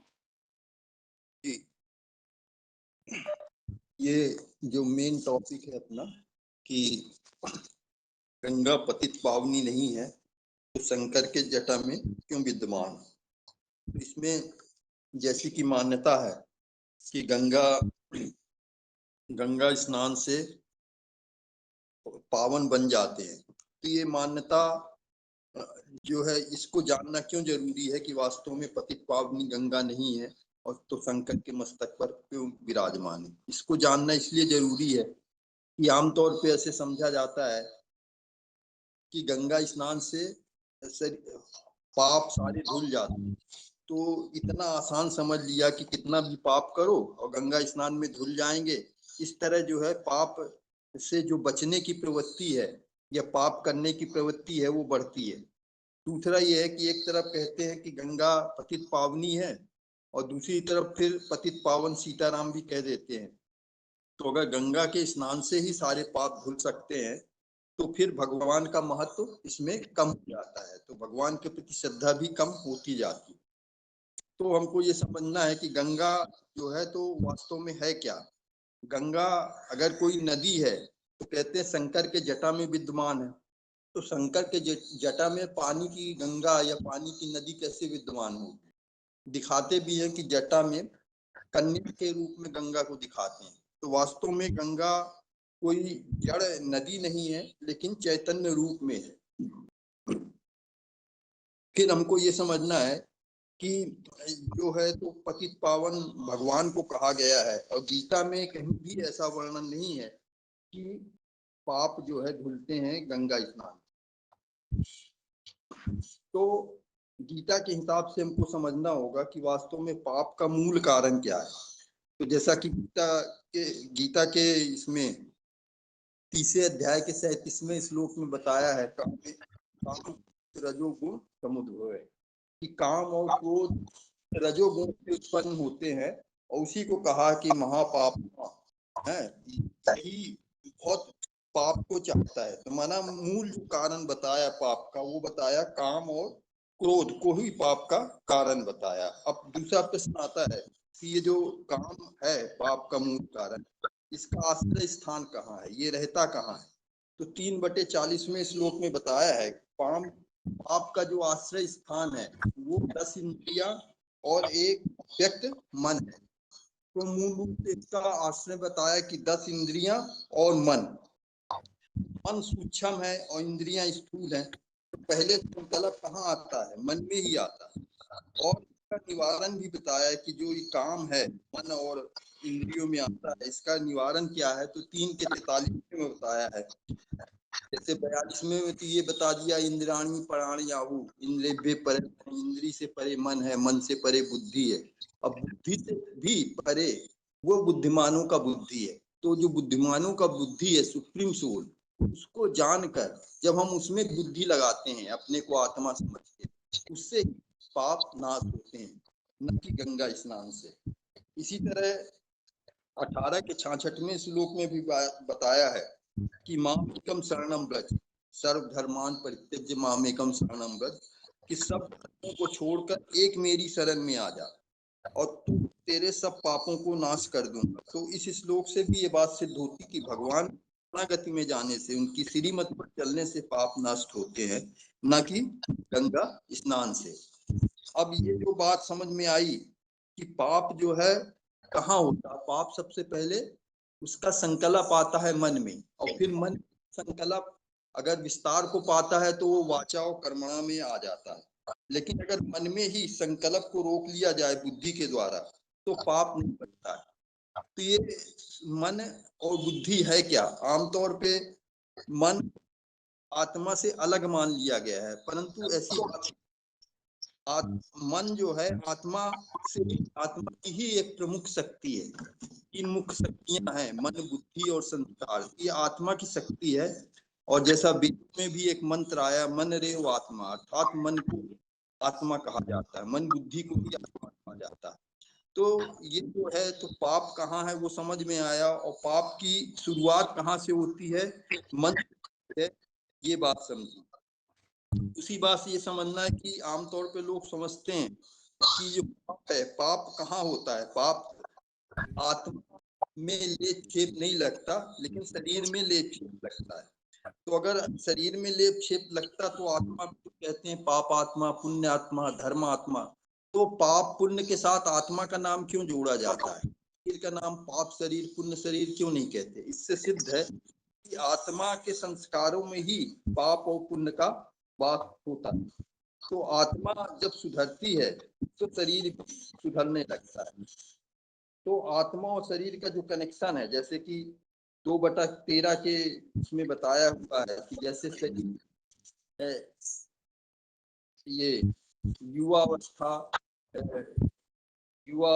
होती है, बचपन की अवस्था, युवावस्था या वृद्ध अवस्था होती है, ऐसे आत्मा भी 3 गुणों में सत्व रज तम में जाती है। तो आत्मा की अवस्था जैसे बदलती है वैसे शरीर में भी उसका असर होता है। तो आत्मा का असर शरीर में होता है, न कि शरीर का असर आत्मा में होता है। तो इससे हम समझ सकते हैं कि शरीर को हम कितनी भी सफाई करें, शरीर को कितना भी स्नान करें, शरीर को शुद्ध करें, उससे आत्मा में जो पाप भरे हुए वो शुद्ध नहीं होते। हाँ, ये है कि अगर आत्मा को हम शुद्ध बना लें तो आत्मा के आधार पे शरीर भी शुद्ध मिलता है, क्योंकि आत्मा के जो संस्कार हैं, जैसे जब आत्मा शरीर छोड़ती है तो आत्मा अपने साथ संस्कार ले जाती है। मुख्य रूप से 23 तत्वों को ले जाती है, जो कि 13/5 में बताया है। तो आत्मा अपने साथ संस्कार ले जाती है, ये बात 15 के 8 में बताई हुई है। तो आत्मा में होते हैं और आत्मा ही मूल रूप से शरीर का निर्माण करती है, ये भी बात बताई गई है। क्योंकि गर्भ में जो शिशु बनता है 4-5 महीने तक, तो आत्मा अपने पिछले जन्म के शरीर में रहकर अपने वाइब्रेशन के आधार पे उसका निर्माण करती है, गर्भस्थ शिशु का। तो वास्तव में आत्मा के वाइब्रेशन के हिसाब से ही शरीर बनता है। मतलब आत्मा और शरीर का ऐसा संबंध है कि आत्मा की स्थिति पर शरीर पर प्रभाव पड़ता है। इसको इस उदाहरण से भी समझ सकते हैं कि जैसा सोना होता है वैसा ही जेवर होता है। तो अगर खाद जो मिलती है, अगर सोना शुद्ध होगा जेवर भी शुद्ध होगा, और सोना में खाद मिलती है तो जेवर भी अशुद्ध अर्थात खाद युक्त हो जाता है। तो खाद कहाँ मिलती है? सोने में मिलती है, न कि जेवर में। तो मूल रूप से सोना क्या है? आत्मा है, और जो जेवर तैयार हुआ वो शरीर है। फिर इसमें ये बात समझनी है हमको कि प्रकृति जो है, प्रकृति भी 2 प्रकार की होती है। प्रकृति मोटे तौर पे समझा जाता है, प्रकृति 5 तत्वों से बनी है, पृथ्वी, जल, वायु, अग्नि, आकाश।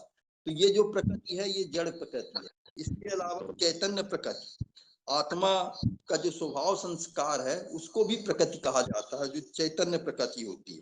तो चैतन्य प्रकृति और जड़ प्रकृति 2 प्रकार की प्रकृति है। गीता में इसको परा प्रकृति और अपरा प्रकृति के नाम से भी बताया गया है। जड़ प्रकृति जैसे 13 के 20वें श्लोक में बताया गया है कि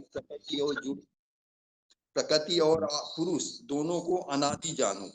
15/7 में भी बताया है, 4 के 6 में भी बताया है, अजो अपि सन्नाभ्यात्मा का नाम दो अपि सम प्रकृतिम सोम अधिष्ठाय है आत्माया। तो इसमें बताया है कि मैं अजन्मा होते हुए भी प्रकृति को अधीन करके अपने रूप प्रकट करता हूँ। तो जो प्रकृति को अधीन किया है, तो किस प्रकृति की बात है? यहाँ जड़ प्रकृति की बात है। इसी प्रकार 9/8 में बताया है। तो चैतन्य प्रकृति और जड़ प्रकृति 2 प्रकार की प्रकृति बताई है। फिर तो जड़ प्रकृति की बात हो गई। इसी प्रकार चैतन्य प्रकृति की बात बताई है कि चैतन्य प्रकृति की बात खासतौर पे 7/20 में बताई है और 9/12 में भी बताई है। और बाबा भी बताते हैं कि जैसे प्रकृति में सब कुछ रूंधा हुआ है। प्रकृति माने स्वभाव संस्कार, हर एक आत्मा का अपना अपना स्वभाव संस्कार होता है, उसी के अनुसार वो कर्म करती है। तो ये स्वभाव संस्कार जैसे कि 3 के 35वें श्लोक में भी बताया गया, प्रकृति क्रियामाणा गुण कर्म स्वभाव से अहंकार विमूढ़ आत्मा करता हम अन्यते। तो उसकी प्रकृति में ही सारा जो भी कर्म करती है, तो उसकी जो रिकॉर्डिंग है उसकी प्रकृति। तो यहाँ प्रकृति कौन सी बताई? चैतन्य प्रकृति में। जड़ प्रकृति में रिकॉर्डिंग नहीं होती, लेकिन चैतन्य प्रकृति में रिकॉर्डिंग होती है। तो प्रकृति ही सब कार्य करती है। और प्रकृति ये है तो अलग अलग, लेकिन एक दूसरे पर प्रभाव पड़ता है। जैसी आत्मा होगी वैसी प्रकृति होगी। और ये जो पार्ट बजाने की बात है 13/20 में भी आई है, 15/9 में भी आई है कि ये बात आ रही कि आत्मा में लेप लगता है, शरीर में नहीं लगता। तो 15/9 में भी बताई, श्रोत्रम चक्षु स्पर्शनम च रसनम घ्राणम च अधिष्ठान मनुष्य अयम ईशान सेवते कि आत्मा ये जो इंद्रियां हैं, कान आँख हाथ इंद्रियां हैं, मन का आधार लेके विषय भोगों का सेवन करती है। तो आत्मा ही सेवन करती है, तो आत्मा में ही लेप छेप लगता है। शरीर यहाँ यंत्र की भांति है। तो जब आत्मा में पाप लगता है तो जरूर हमको आत्मा को ही शुद्ध करने की जरूरत है, न कि शरीर। शरीर के शुद्धिकरण से आत्मा का शुद्धिकरण नहीं हो सकता। ओम शांति। बस ठीक। हेलो। हाँ जी माता जी। हाँ दीदी पॉइंट है, जैसी आत्मा रूपी बीज होगा वैसा ही शरीर मिलता है। तो अभी आत्मा पतित है तो शरीर कैसा कैसा अच्छा कैसे मिल सकता है? जैसा सोना होगा ना वैसा ही जेवर बनेगा। तो सोना सच्चा होगा तो जेवर भी सच्चा मिलेगा, सच्चा बनेगा। वास्तव में आत्मा को धोने के लिए तो ज्ञान जल और याद ही चाहिए। आत्मा ज्ञान से और याद से ही धो सकते हैं। शरीर को तो धोने से तो आत्मा पावन नहीं बन सकती। तो आत्मा का असर शरीर पर भी पड़ता है। अगर आत्मा तमो प्रधान बनती है तो शरीर भी तमो प्रधान बनता है। तो सबसे पहले आत्मा का सुधार जरूरी है। शरीर तो जड़ होता है, आत्मा चैतन्य होती है। शरीर तो 5 तत्वों से बनता है, पृथ्वी जल वायु अग्नि आकाश। तो इसके इसके 13वें अध्याय के 21वें श्लोक में बताया कि शरीर से ही 3 गुणों की उत्पत्ति होती है। 3 गुणों की उत्पत्ति होती है। और 4 के 6 में बताया कि मैं प्रकृति को अधीन करके आता हूँ। 9 के 8 में बताया कि प्रकृतिम स्वाम अधिष्ठा है, प्रकृति के को अधीन करके ही आता हूँ। तो प्रकृति में ही सब कुछ नुधा हुआ है, यानी स्वभाव संस्कार सब कुछ प्रकृति में भरा हुआ है। तो हर एक आत्मा का अपना अपना स्वभाव संस्कार स्वभाव संस्कार के आधार पर तैयार होता है। सब आत्माओं में अपने स्वभाव संस्कार भरा हुआ होता है। अच्छे कर्मों का अच्छा स्वभाव संस्कार बनता है और बुरे कर्मों का बुरा स्वभाव संस्कार बनता है। उसके आधार पर ही आत्मा को अगला जन्म भी मिल जाता है। तो शरीर छोड़ने के 4-5 महीने पहले ही उसका दूसरा अगला जन्म तैयार होने लगता है। तो स्वभाव संस्कार के आधार पर ही उसका शरीर तैयार होता है। तो सभी अपने अपने स्वभाव संस्कार के आधार पर ही आत्माएं पाठ बजाती हैं। इसके 3 के 33वें श्लोक में भी दिया है कि ज्ञानी मनुष्य भी अपने स्वभाव के अनुसार ही अच्छी बुरी चेष्टा करता है। बस दीदी इतना ही। शांति। आगे बताइए, फोन अनम्यूट है।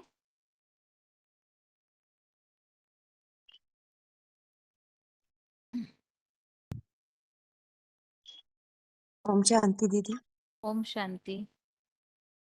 हाँ जी दीदी। और ये जो आत्मा बीज है और जो पाप कर्म है आत्मा को ही लगते हैं। जैसे कि आत्मा जब शरीर छोड़कर जाती है तो अपने पाप कर्मों को साथ ले जाती है। जब अगर शरीर पाप कर्म करता हो तो फिर उसी के साथ पाप कर्म खत्म हो जाए। जो 13 के 5 में है, जो शरीर और अव्यक्त मन ही भी पाप कर्म करता है। जब आत्मा शरीर छोड़कर जाती है, जैसे कि बाजू फूलों की खुशबू को ले जाती है, ऐसे ही आत्मा भी पाप कर्मों को साथ ले जाती है। वह आत्मा इस शरीर द्वारा ही जैसे कि विषय विकारों को भोगती है। जैसे कि कोई चीज खाते हैं तो उसका अनुभव भी आत्मा ही करती है। आत्मा अगर माने इंद्रियों का साथ नहीं दे तो इंद्रियां अपना विषय भोग स्वीकार नहीं कर सकती। इसलिए हमें पता चलता है कि शरीर पाप कर्म नहीं करता, आत्मा में ही सुख दुख भोगती है। इसलिए लेप शेप आत्मा को ही लगता है। जैसे कि आत्मा ही शरीर में प्रवेश करती है। जैसे 13 के 19 में के श्लोक है, तो देह से ही 5 तत्व 7 राजस तम योनियों में आती है। तो 3 गुणों में आती है तो ही पाप कर्म बनते हैं। तभी आत्मा सतो प्रधान सतो सामान्य रजो प्रधान बनती है। और जैसे 13 के 21 में भी है, आत्मा शरीर में प्रवेश करके ही आत्मा चैतन्य है, शरीर में प्रवेश करती है तो ही 7 राजस तम योनियों में आती है। और फिर आत्मा ही पाप कर्मों को ले जाती है। आत्मा बीज है। आत्मा को सुधार करने से ही शरीर का सुधार होगा। जैसे भी आत्मा को बीज है, जैसे कि कोई भी बीज बोया जाता है तो वो उसको पुष्कृत किया जाता है। ऐसे आत्मा को भी भगवान को याद करने से ही आत्मा का सुधार होगा। क्योंकि दो प्रकार की प्रकृति है, आत्मा है चैतन्य प्रकृति और देह है जड़ प्रकृति। और आत्मा का जैसा स्वभाव संस्कार होता है वैसे ही उसका असर शरीर पर पड़ता है। भी जैसे कि जैसा जो स्वभाव संस्कार के जो आते हैं वो जो भी किसी के पुरुष का स्वभाव संस्कार होता है वो देह से नहीं आता, आत्मा से ही आता है। जैसे कि बोला कि प्रकृति स्वामदृष्ट है, भी प्रकृति में ही सारा कुछ होता है। आत्मा का बीज का सुधार हो जाएगा तो भी शरीर भी हो मिलता है। जो देवताओं के शरीर है कितने सुंदर होते हैं, इसलिए आजकल के शरीर देखो कैसे कैसे मिल रहे हैं। इसलिए अब आत्मा का सुधार है वो भगवान को याद करके ही हो सकता है। इतना ही आता है। ठीक है माता जी। अच्छा, आगे फोन अनम्यूट है अगला।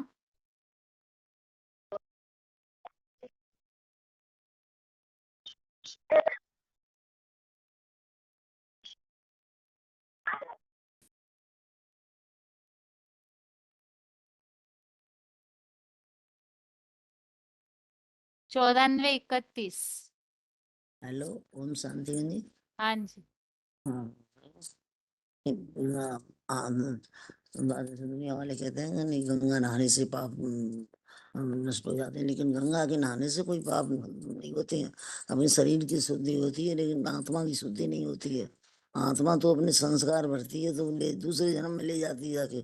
तो इससे तो पाप भी बनते हैं, हम पाप कर्म करते हैं तो पाप होने पाप परमात्मा पूछता है पाप कहाँ किसको जाता है। पाप होते हैं देखिए सतो में पाप किसको कहा जाता है कि रजोगुण और अपने अपने ये काम और क्रोध लोभ दोनों उसी पाप बन जाते हैं। जब हम काम और क्रोध हमारी बनते हैं तो पाप बन जाते हैं। पाप कहाँ रहता है? 10 इंद्रियों के भी दमन करने दोनों ही पाप कराते हैं। हमारी इच्छा जब पूरी नहीं होती है तो हमें क्रोध आता है, तो क्रोध से फिर काम आ जाता है तो हम उस काम का को कर लेते हैं तो हमारा वो पाप बन जाता है। तो भगवान कह रहे हैं कि नहीं वो पाप बन जाता है तो उस मन के संकल्प से भी पहले पाप बनता है। जब हमारे कोई मन में संकल्प कोई हम काम करें तो पहले मन में संकल्प आता है कि नहीं कि जी हमें काम करना है, फिर हम उसको कर अगर इंद्रिय मन से हम निर्णय करेंगे कि ये काम अच्छा है या बुरा है तो हम फिर बुरा होता है समझते भी फिर हम उस काम को कर बैठते हैं तो भी हमारा पाप बन जाता है। तो देखो तो अब शरीर को तो पाप लगते नहीं है, जो शरीर तो अलग है, आत्मा चली जाती है और आत्मा संस्कार ले जाती है। सब पाप पुण्य जो तुम्हारे होते हैं वो आत्मा ले, जो उसका शरीर पहले ही तैयार हो गया तो 4 महीना पहले तैयार हो जाता है तो सब वो आत्मा संस्कार अपने ले जाती। तो शरीर को तो हम जला देते हैं, कोई मिट्टी में गाड़ते हैं, कोई कुछ। तो आत्मा से शरीर अलग है, आत्मा अलग है। आत्मा है ड्राइवर, जब ड्राइवर गाड़ी में बैठता है तो तभी तो ड्राइवर गाड़ी चलती है। और जब आत्मा तो ऐसे ही हमारे शरीर और दोनों आत्मा दोनों का संबंध होता है तब हम गाड़ी आते। जैसे कोई पहले अच्छे से हम कोई पाप करते हैं तुम्हारे पहले मन में ही तो आता है कि हम पाप ये करें या ना करें, फिर हमारे इंद्रियों उस काम को कर बैठती हैं तो पाप बन जाता है। तो उनसे पहले विचार में तो पहले बुद्धि में ही आता है कि मन तो दिखाई तो नहीं देता, मन तो दिखाई देता नहीं है तो तो मन बुद्धि से और संस्कार को ही आत्मा कहा जाता है। जैसे वायु सुगंध फूलों से सुगंध दिखती नहीं है लेकिन वैसे है कितनी सुगंध, तो वो सुगंध भी जब हवा चलती है तो एकदम सुगंध अपनी ले जाती है। तो बुद्धि चारों हम कहते हैं इसमें बड़ी खुशबू आ रही है। तो ऐसे ही संस्कार आत्मा के बन जाते हैं। तो सेम जैसे सुगंध ले जाती है ऐसे ही आत्मा की देह धारण करती है तो ये आत्मा अपने संस्कार साथ ले जाती है और अगले जन्म में फिर वो भोगती है। तो जैसे तभी तो कहते अच्छे कर्म करो तो अच्छे जन्म मिलेगा। तो शरीर में तो पाप नहीं है, शरीर तो अपना अलग है, आत्मा अलग है। तो शरीर तो हम खत्म हो जाता है यहीं पे और कितनी जल्दी फिर कहते हैं कि जैसे ले जाओ सो बदबू आ जाएगी इसमें। तो और आत्मा तो निर्लेप है, वो अपनी चली गई, वो संस्कार ले गई जो गई। तो अच्छे कहते हैं आत्मा अपने को साथ ले अगले जन्म में ले लेके यहाँ क्या कहते हैं हमने पाप किया और गंगा जी इसके मुख में डाल दो न कोई तुलसी डाल दे तो कहते गंगा रे, गंगा के पाप मिटाने से कोई आत्मा की शुद्धि थोड़ी होती है। जो तो फिर इसमें से गंगा जल क्यों डालते हैं? मरती है आदमी, मर जाता है, फिर कहते हैं तो गंगा जल डाल दो। तो गंगा जल तो ये तुम्हारे पाप जो होंगे वो तो तुम्हें काटने पड़ेंगे, आत्मा काटने दूसरे तीसरे कि तो कभी जन्म में लेगी वही वो काट लेगी। तो मरते भी हैं तो भी हड्डियां को फिर गंगा जल में मान लिए जाते हैं कि गंगा जी में बहा दो जिन हड्डियों में, जो जिनको, अरे उसमें है क्या है? फिर कुछ नहीं है, वो तो आत्मा ले गई। शरीर है, तुम चाहे कशी जैसे इसको करो। तो इनका आत्मा जैसे आत्मा ही वो तुम शरीर होती तो फिर जी 60,000 ऐसे पुत्र ही इनके, तो कैसे इनकी सुमगति हुई? भगवान ने जे आत्मा आई, ऊपर से आई गंगा तो ऊपर से इन्हें शिव जी की जटा में समा गई। तो वो ने उद्धार तो नहीं हुआ इनको। तब फिर मैंने शरीर में द्वारा भागीरथ तपस्या करी, तब उनकी एक लट में नकोरी, तब उनके 60,000 पुत्रों की उनकी वो हो गई। ऐसे ही है हर कोई आत्मा आत्मा सब इसमें शरीर की जो कुछ काम नहीं, आत्मा ही इसमें सारा काम करती है। हम जब हमारे मन में आ जाता तो हम इंद्रियों से कर बैठते हैं, वो हमारे पाप बन जाते हैं। और अच्छे काम करेंगे तो पुण्य बनते हैं, और खराब काम करेंगे तो पाप बन जाते हैं। ओम शांति है जी। ओम ओम शांति शांति। जी। ओम शांति। हाँ जी, बताइए। हाँ, इसमें हमने ये कल के क्लास में जो पढ़ा था, जो गंगा नदी पावन कर सकते हैं कि नहीं कर सकते हैं, तो इस टॉपिक में हमें दो शक्ति है, एक तो संकल्प शक्ति और दूसरा निर्णय शक्ति। जैसे भक्ति मार्ग में कहते हैं इच्छा शक्ति, ज्ञान शक्ति, क्रिया शक्ति, ये 3 शक्ति है। लेकिन यहाँ पर संकल्प शक्ति क्या है, निर्णय शक्ति क्या है? निर्णय हमारे आत्मा जो है वो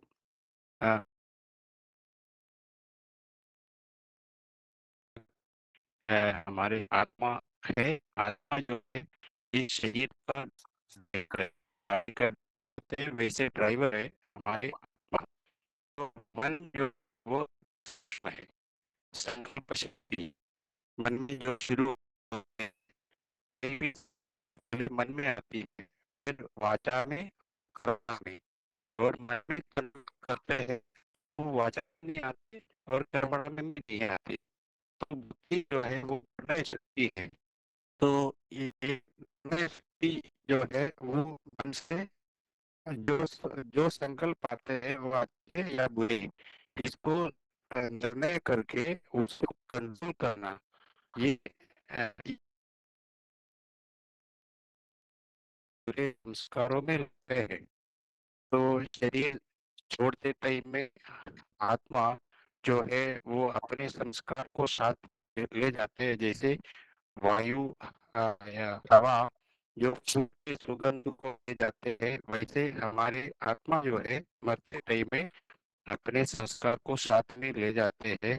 वो 84 पाठ में हमारी जो आत्मा जो ऐसे जो संस्कार लेके आते हैं, वो अपने हर एक आत्मा में वो संस्कार जो है वो ऑलरेडी है, जिसको आत्मा को खुद तो पता नहीं है। को जब तक वो याद नहीं करेगा, तो परमात्मा के याद जब तक नहीं करेगा, पता नहीं चल अपने जन्मों में मनुष्य जो है वो अपने सात्विक राह से अभी कलयुग अंत में आके मनुष्य जानवर जैसे बुद्धि वाले हो गया है, बुद्धि क्षीण हो गया है, उसको कुछ पता नहीं चलता है। तो भगवान इस टाइम संगम युग में खुद को आना पड़ता है, क्योंकि यहाँ पर कोई भी व्यक्ति जो है वो पूरे तरीके से अपने बुद्धि को यूज नहीं करता है। तो वो इसलिए भगवान को अनजाने में भी लोग गाते हैं, हे पतित पावन आओ मुझे पावन बनाओ। उस संग के रंग के प्रभाव में आत्मा प्योर बनता है। तो खाद में मिलाते हैं तो जेवर बनते हैं, और खाद में सोना नहीं मिलाते। प्रकृति और आत्मा ही है, आत्मा मूल रूप में सात्विक है, भी त्रिगुणमयी है। शरीर के इंद्रियों द्वारा आत्मा भोग करते हैं तो सुख या दुख भोगते हैं। तो भगवान के शरण में जाने से मुक्ति मिल सकते हैं। ये अर्जुन से भी भगवान ने अर्जुन भी भगवान से पूछा था, तो किसकी प्रेरणा में आप ये मनुष्य सुख या दुख भोगते हैं या पाप करते हैं। तो गंगा स्नान करने से आ, पाप का बढ़ोतरी होते हैं, क्योंकि भगवान जो है वही ये सब पाप जन्म मरण आते नहीं है, वो हमेशा पवित्र रहते हैं। तो उनके संग के रंग के आत्मा जो है वो पर बन सकते हैं, क्योंकि संग के रंग का प्रभाव आत्मा में पड़ते हैं तो धीरे धीरे जो आत्मा में वो दुष्ट वाला है वो संग से योगा से वो पाप सारे भस्म हो सकता है और आत्मा प्योर बन सकते हैं। तो अगर भगवान को याद नहीं करते हैं तो वो तो आत्मा में जो मूल रूप में बैठा हुआ है उसका प्रभाव आते रहेंगे और आत्मा जो है वो खुद नीचे गिरते है। तो इसलिए भगवान अर्जुन को उनके उत्तर ही बताया, आत्मा इंद्रियण मिथा बाह्यम। तो ये जो आपके बात है, काम क्रोध काम, मतलब किसी भी कार्य का पूर्ति नहीं होता है तो उस आत्मा क्रोध में आ जाते हैं, तो उनके रिलेटेड जो है तामसिक गुण वो शरीर में प्रवेश करते हैं और आत्मा को नीचे गिरते जा रहे हैं। तो भगवान आते हैं उनके संग करने से क्या होते हैं, हम सीढ़ी उल्टा चढ़ सकते हैं। तो ऐसे उसमें 3/39 में भी बोला, आत्म ज्ञान में ना यानी नित्य वैरिण काम रूपेण कौन्तेय दुर्गुणेन अलेरचा। तो ये जो काम क्रोध लोग इसमें जो होते हैं तो कभी भी पूर्ति नहीं होता है, तो वो तो आपके आग के जैसे बढ़ते रहेंगे। तो ये गाड़ी और गाड़ी के ड्राइवर, गाड़ी एक्सीडेंट हो जाए तो ड्राइवर को पता है, नहीं कि गाड़ी को। तो ऐसे आत्मा जो शरीर को चलाते हैं, आत्मा के जो गुण गलत है या सही है, तो आत्मा में ही उसको सुधार करने से आत्मा ठीक हो सकते हैं। तो शरीर जो है आत्मा के हिसाब से चलेंगे तो शरीर भी सही हो सकता है। तो मनुष्य गंगा में स्नान करते हैं, जरूर शरीर को पावन भी करता होगा, तो भी मूल मूल जो जड़ है वो अपने मन में जो रहते हैं उसको पवित्र खुद ही करना पड़ता है। तो भगवान के संग के रंग से ही हो सकता है। तो अ, ये आज तो में भी आते हैं, राम तेरे गंगा मई हो गई। तो अगर गंगा में इतनी शक्ति होती तो ये गाना कैसे निकला, ऋषि खुद ही बताते हैं, तेरे गंगा मैली हो गई। तो सिर्फ एक भगवान ही इस सृष्टि को परिवर्तन कर सकते हैं, क्योंकि परिवर्तन शक्ति जो है आत्मा से निकलता है, वो परिवर्तन परिवर्तन शक्ति तो भगवान जो है वो बुद्धिमानों की बुद्धि है। तो इसमें गीता में भी बोला ना, इंद्रिय परान्याहु इंद्रिय मना, इंद्रियों से परे मन, मन से परे इंद्रिय परम मना, मन मन से परे बुद्धि, बुद्धि से परे बुद्धिमानों के बुद्धि भगवान।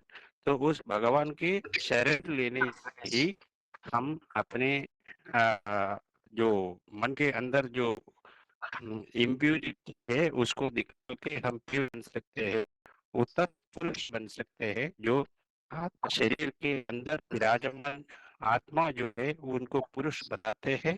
तो पुरुष जब अपने पूर्ण रूप से अपने सात्विक राह में आ जाते हैं तो हमारे जो जन्म है वो सुधार हो सकते हैं।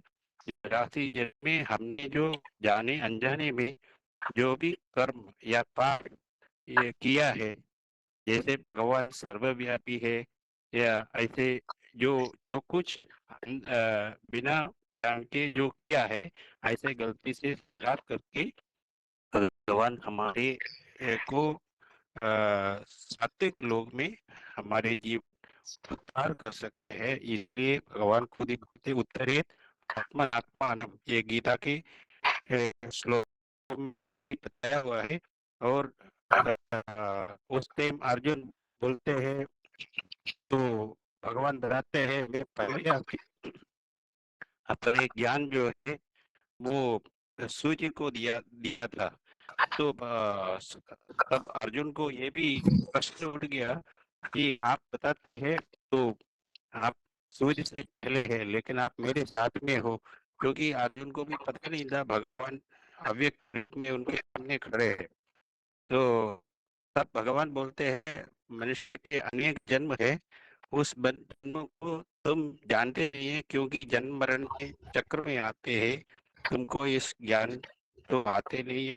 अभी भी जो है उस ज्ञान को मेरे को पता है, क्योंकि मैं जन्म मरण में आते नहीं है। तो इसलिए मुझे मैं तुम्हारे कितने जन्म, मेरा कितने जन्म, और तुम में तुम्हारे अंदर क्या क्या है, और तो कैसे अभी तक कैसे पता है। और इसलिए तुम इसको डरने का जरूरत नहीं है। तो अगर ये कर्म नहीं करेगा तो भी प्रकृति तुम्हारे को ये कर्म कराएगा। तो ये कर्म जो जैसे मेरे श्रीमत से चलने से ही ये हो सकते हैं, बाकी किसी, क्योंकि वो बाकी सब वो जो है, वो उनकी मुक्ति तो हो नहीं सकता, वो दूसरे को कैसे करे। एक भगवान ही है जो दूसरे को मुक्ति कर सकते हैं। तो इसलिए करने से शरीर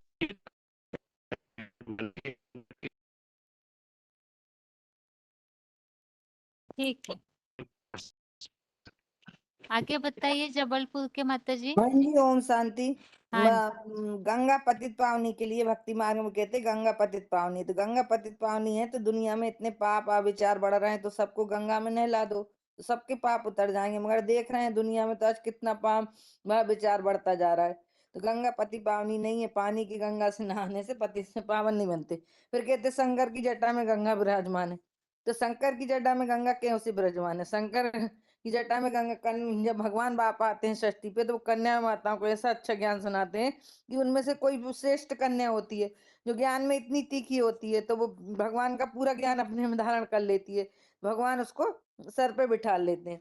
फिर कहते हैं गंगा में जहाँ पाप और पुण्य, तो कहते पाप और पुण्य मतलब बाबा कहते पाप मतलब पाप कहाँ से होते? तो पाप तो आत्मा ही करती ना।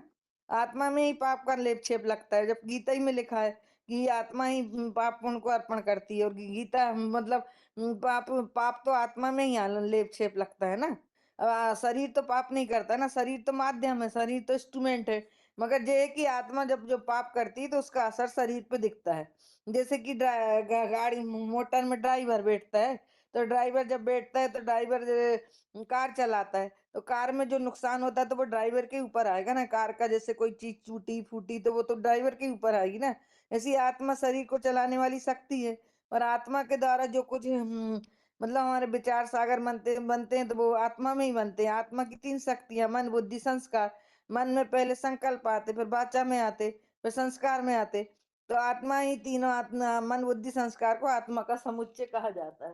तो समुच्चय कहा जाता है। तो आत्मा ही पुण्य आत्मा पाप आत्मा बनती है। तो आत्मा पुण्य आत्मा पाप आत्मा कैसे बनती है? जब आत्मा अच्छे कर्म करते हैं मनुष्य, तो कहते हैं ना कि अरे पुण्य आत्मा पाप आत्मा। भगवान को तो पाप आत्मा पुण्य आत्मा नहीं कहते, क्योंकि भगवान तो जन्म मरण के चक्र में आता ही नहीं। वो तो अभोक्ता जन्म करता है। वो तो इस दुनिया में आता भी है तो पतितों को पावन मनाने। उसका तो कोई पाप लगता ना पुण्य लगता। और ये आत्मा की शक्ति है मन बुद्धि संस्कार समुच्चय। तो इसके लिए वह आत्मा प्रकृति के अधीन होकर काम करती है। प्रकृति मतलब जड़ प्रकृति और चेतन प्रकृति। तो जड़ प्रकृति भी से भी प्रेरित होकर आत्मा करती है। इसके 13 के 9 में दिया है ना। 13 के कौन से में दिया था, याद नहीं आ रहा। हाँ 13 के 19 में दिया है जी। प्रकृति पुरुष एवं विद्धि अनादि उभोवपि विक्राम च गुणान चे विद्धि प्रकृति समा। प्रकृति के अधीन होकर आत्मा कार्य करती है। तो प्रकृति कितनी 2 प्रकार की होती है, एक जड़ प्रकृति एक चेतन प्रकृति। जड़ प्रकृति जो शरीर है वो चेतन प्रकृति आत्मा है, तो आत्मा में पहले पहले विचार आते हैं ना। आत्मा में पहले कोई भी मतलब विचार आते हैं तो शरीर उसको करने लगता है। तो शरीर को तो लेप छेप नहीं लगता। जाके गंगा में कोई मरता है तो जाके गंगा में डुबा देते हैं। तो गंगा में डुबाने से क्या होता है? कुछ नहीं होता। वो तो और गंगा में डुबाने से और उसमें बदबू फैलने लगी। गीता ही में लिखा है कि तुम शरीर के 9 दानों से गंध निकलती है। तो कहाँ से गंगा पतित पावनी हो गई? पतित पावनी तो एक परमपिता परमात्मा है जो षष्ठी पे आते हैं जब सारी दुनिया पतित हो जाती है, जिसके लिए गीता ही में लिखा है जब जब धर्म की ग्लानि होती है सारी दुनिया पतित से पावन बनाने के लिए भगवान ही आते हैं, और भगवान ही एक षष्ठी पे आकर हमको पतित से पावन बना सकते हैं। उसके लिए हमें क्या करना पड़ता है? उसके लिए हमें योग बल की ताकत चाहिए। जितना हम भगवान को याद करेंगे, जितना भगवान को पहचानेंगे, जानेंगे, समझेंगे, उतना ही हमारे जन्म जन्म के पाप भस्म होंगे। ना गंगा में नहाने से पाप भस्म होंगे, ना यमुना में नहाने से पाप भस्म होंगे। पाप तो एक परम पिता परमात्मा शिव की याद से भस्म होंगे, जो कि जो जो और दुनिया में कोई ऐसा मनुष्य नहीं है जो पाप भस्म कर सकता है। कहते हैं ना मोक्ष मिल जाता है, तो कहाँ का मोक्ष मिल जाता है? गीता में लिखा है आत्मा इधर शरीर छोड़ती दूसरा जन्म ले लेती है। आत्मा का तो पहले से ही शरीर तैयार होता है ना। आत्मा तो अपने कर्मों के अनुसार जन्म लेती है। जैसे मनुष्य कर्म करता है वैसे उसको जन्म मिलता है। बाबा ने मुरली में बोला है ना कि जब कोई मतलब शरीर छोड़ता है तो उसको 4 महीने पहले पिंड तैयार हो जाता है। तो कहाँ से मोक्ष मिल गया? मोक्ष तो कहीं नहीं मिलता। हाँ, ये है कि जीते जी गति सदगति हो जाती है। जो अच्छे कर्म करते हैं उनको भगवान बाप की शरण मिल जाती है, और उनको उनका सतयुग त्रेता में उनको प्रारब्ध मिल जाती है। और जो अच्छे कर्म नहीं करते उनको कम जन्म मिलते हैं। बकाया ऐसा नहीं है कि कोई को मोक्ष मिलता है, किसी को मोक्ष नहीं मिलता। परमधाम वासी तो एक बाप है, वो भी जब उनको ही षष्ठी पे जब आना पड़ता है, जब जब विचार बढ़ता है, तो मनुष्य को कहाँ से मोक्ष मिल जाएगा? ये सब बातें झूठी है। झूठी बातों को लेके मनुष्य अंधविश्वास में इतना फैल गया है कि मनुष्य भ्रष्टाचार अत्याचार कर लेता है और जाके गंगा में नहा लेता है। गंगा कोई पतित पावनी नहीं है। पतित पावनी एक बाप है जो परम धाम का वासी है, जिसके लिए गीता के 15 अध्याय के 6वें दिन लिखा, मैं यहाँ का रहने वाला नहीं, मैं परम धाम का वासी। वो ही इस सृष्टि पे आकर मनुष्यों को पतित से पावन बनाते, और दुनिया में किसी की ताकत नहीं जो मनुष्यों को पतित से पावन बना सके। ओम शांति। जी ठीक है।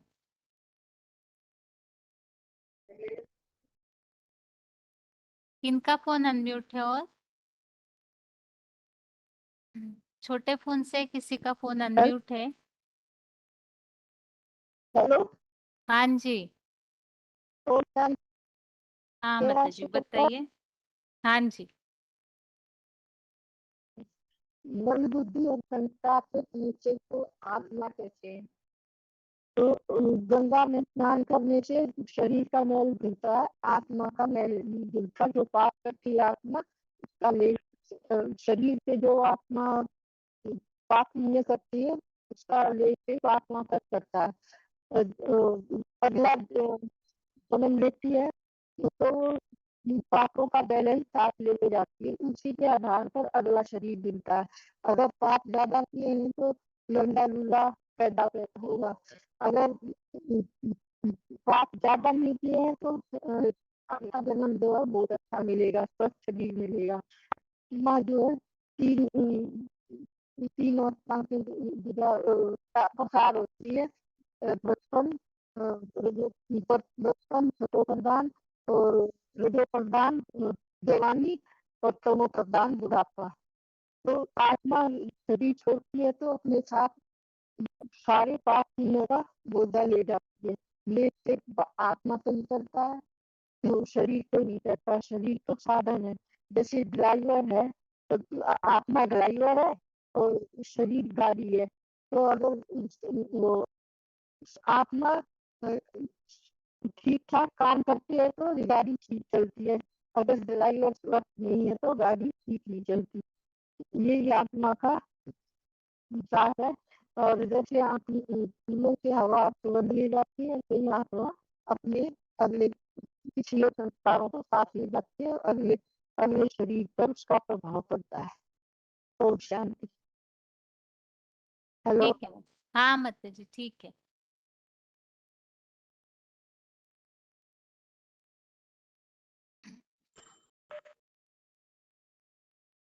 बताइए सतना के माता जी।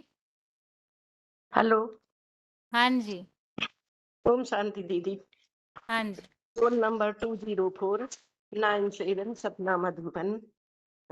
बाबा ने कहा कि गंगा में डुबकी लगाने से पावन नहीं बन सकती है, क्योंकि गंगा यदि पावनी है तो सभी आज पावन बन गए होते।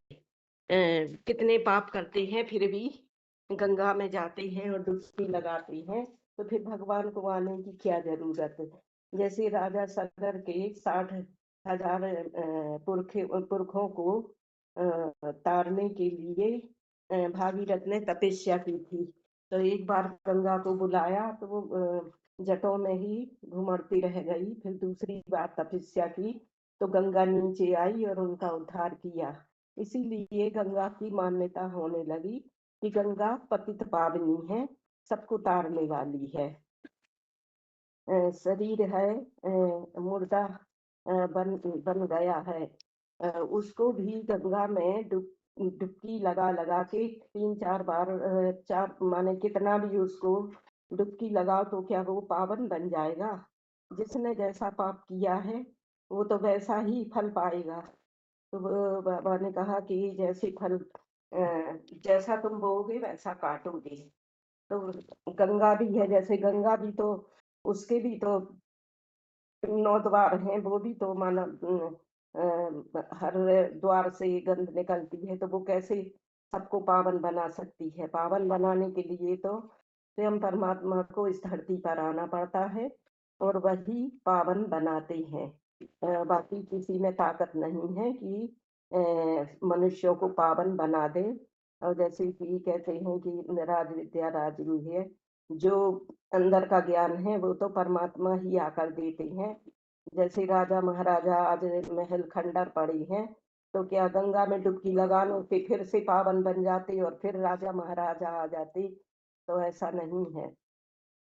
जैसे तो 33 करोड़ देवताओं का गायन है, देवी देवताओं का, कि 33 करोड़ देवी देवता इस धरती पे थे, आज नहीं है, माने वाम मार्ग में चले गए, आज वो भी तपस्या कर रहे हैं और राजा महाराजा भी नहीं है। तो इसलिए भगवान को इस धरती पर आना पड़ता है। कहते हैं यदा यदा ही धर्मस्य ग्लानिर्भवति भवति भारत अभ्युत्थानम् अधर्मस्य तदात्मानं सृजाम्यहम्। जब जब धर्म की गिलानी होती है तो भगवान को ही इस धरती पे आना पड़ता है और स्वयं अपना परिचय देना पड़ता है। तो भगवान इस समय आए हुए हैं हम सबको पावन बनाने के लिए। जैसे कहते हैं अब जानन्ति मां मूढ़ा मानुषरीतम परम भावमा जानन्तो मम भूत महेश्वरम। मूर्ख लोग अर्जुन आदम के साधारण मानवीय शरीर का आधार लेने वाले मुझ परम पिता परमात्मा को नहीं पहचानते। तो पहचाने भी कैसे? क्योंकि 5000 वर्ष में सभी आत्माएं भूल जाती हैं। आत्मा को लेप छेप लगता है।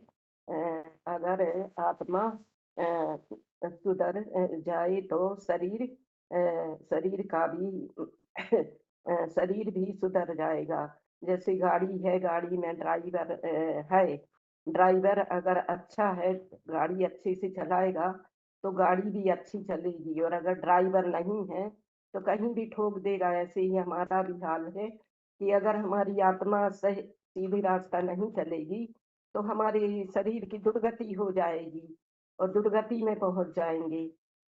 ऐसे खाद में बीज है, उसमें खाद नहीं डालेंगे तो बीज कैसे उगेगा? जब अच्छी खाद डालेंगे तभी तो बीज उगेगा। आज देखो कितनी बीमारियां हैं।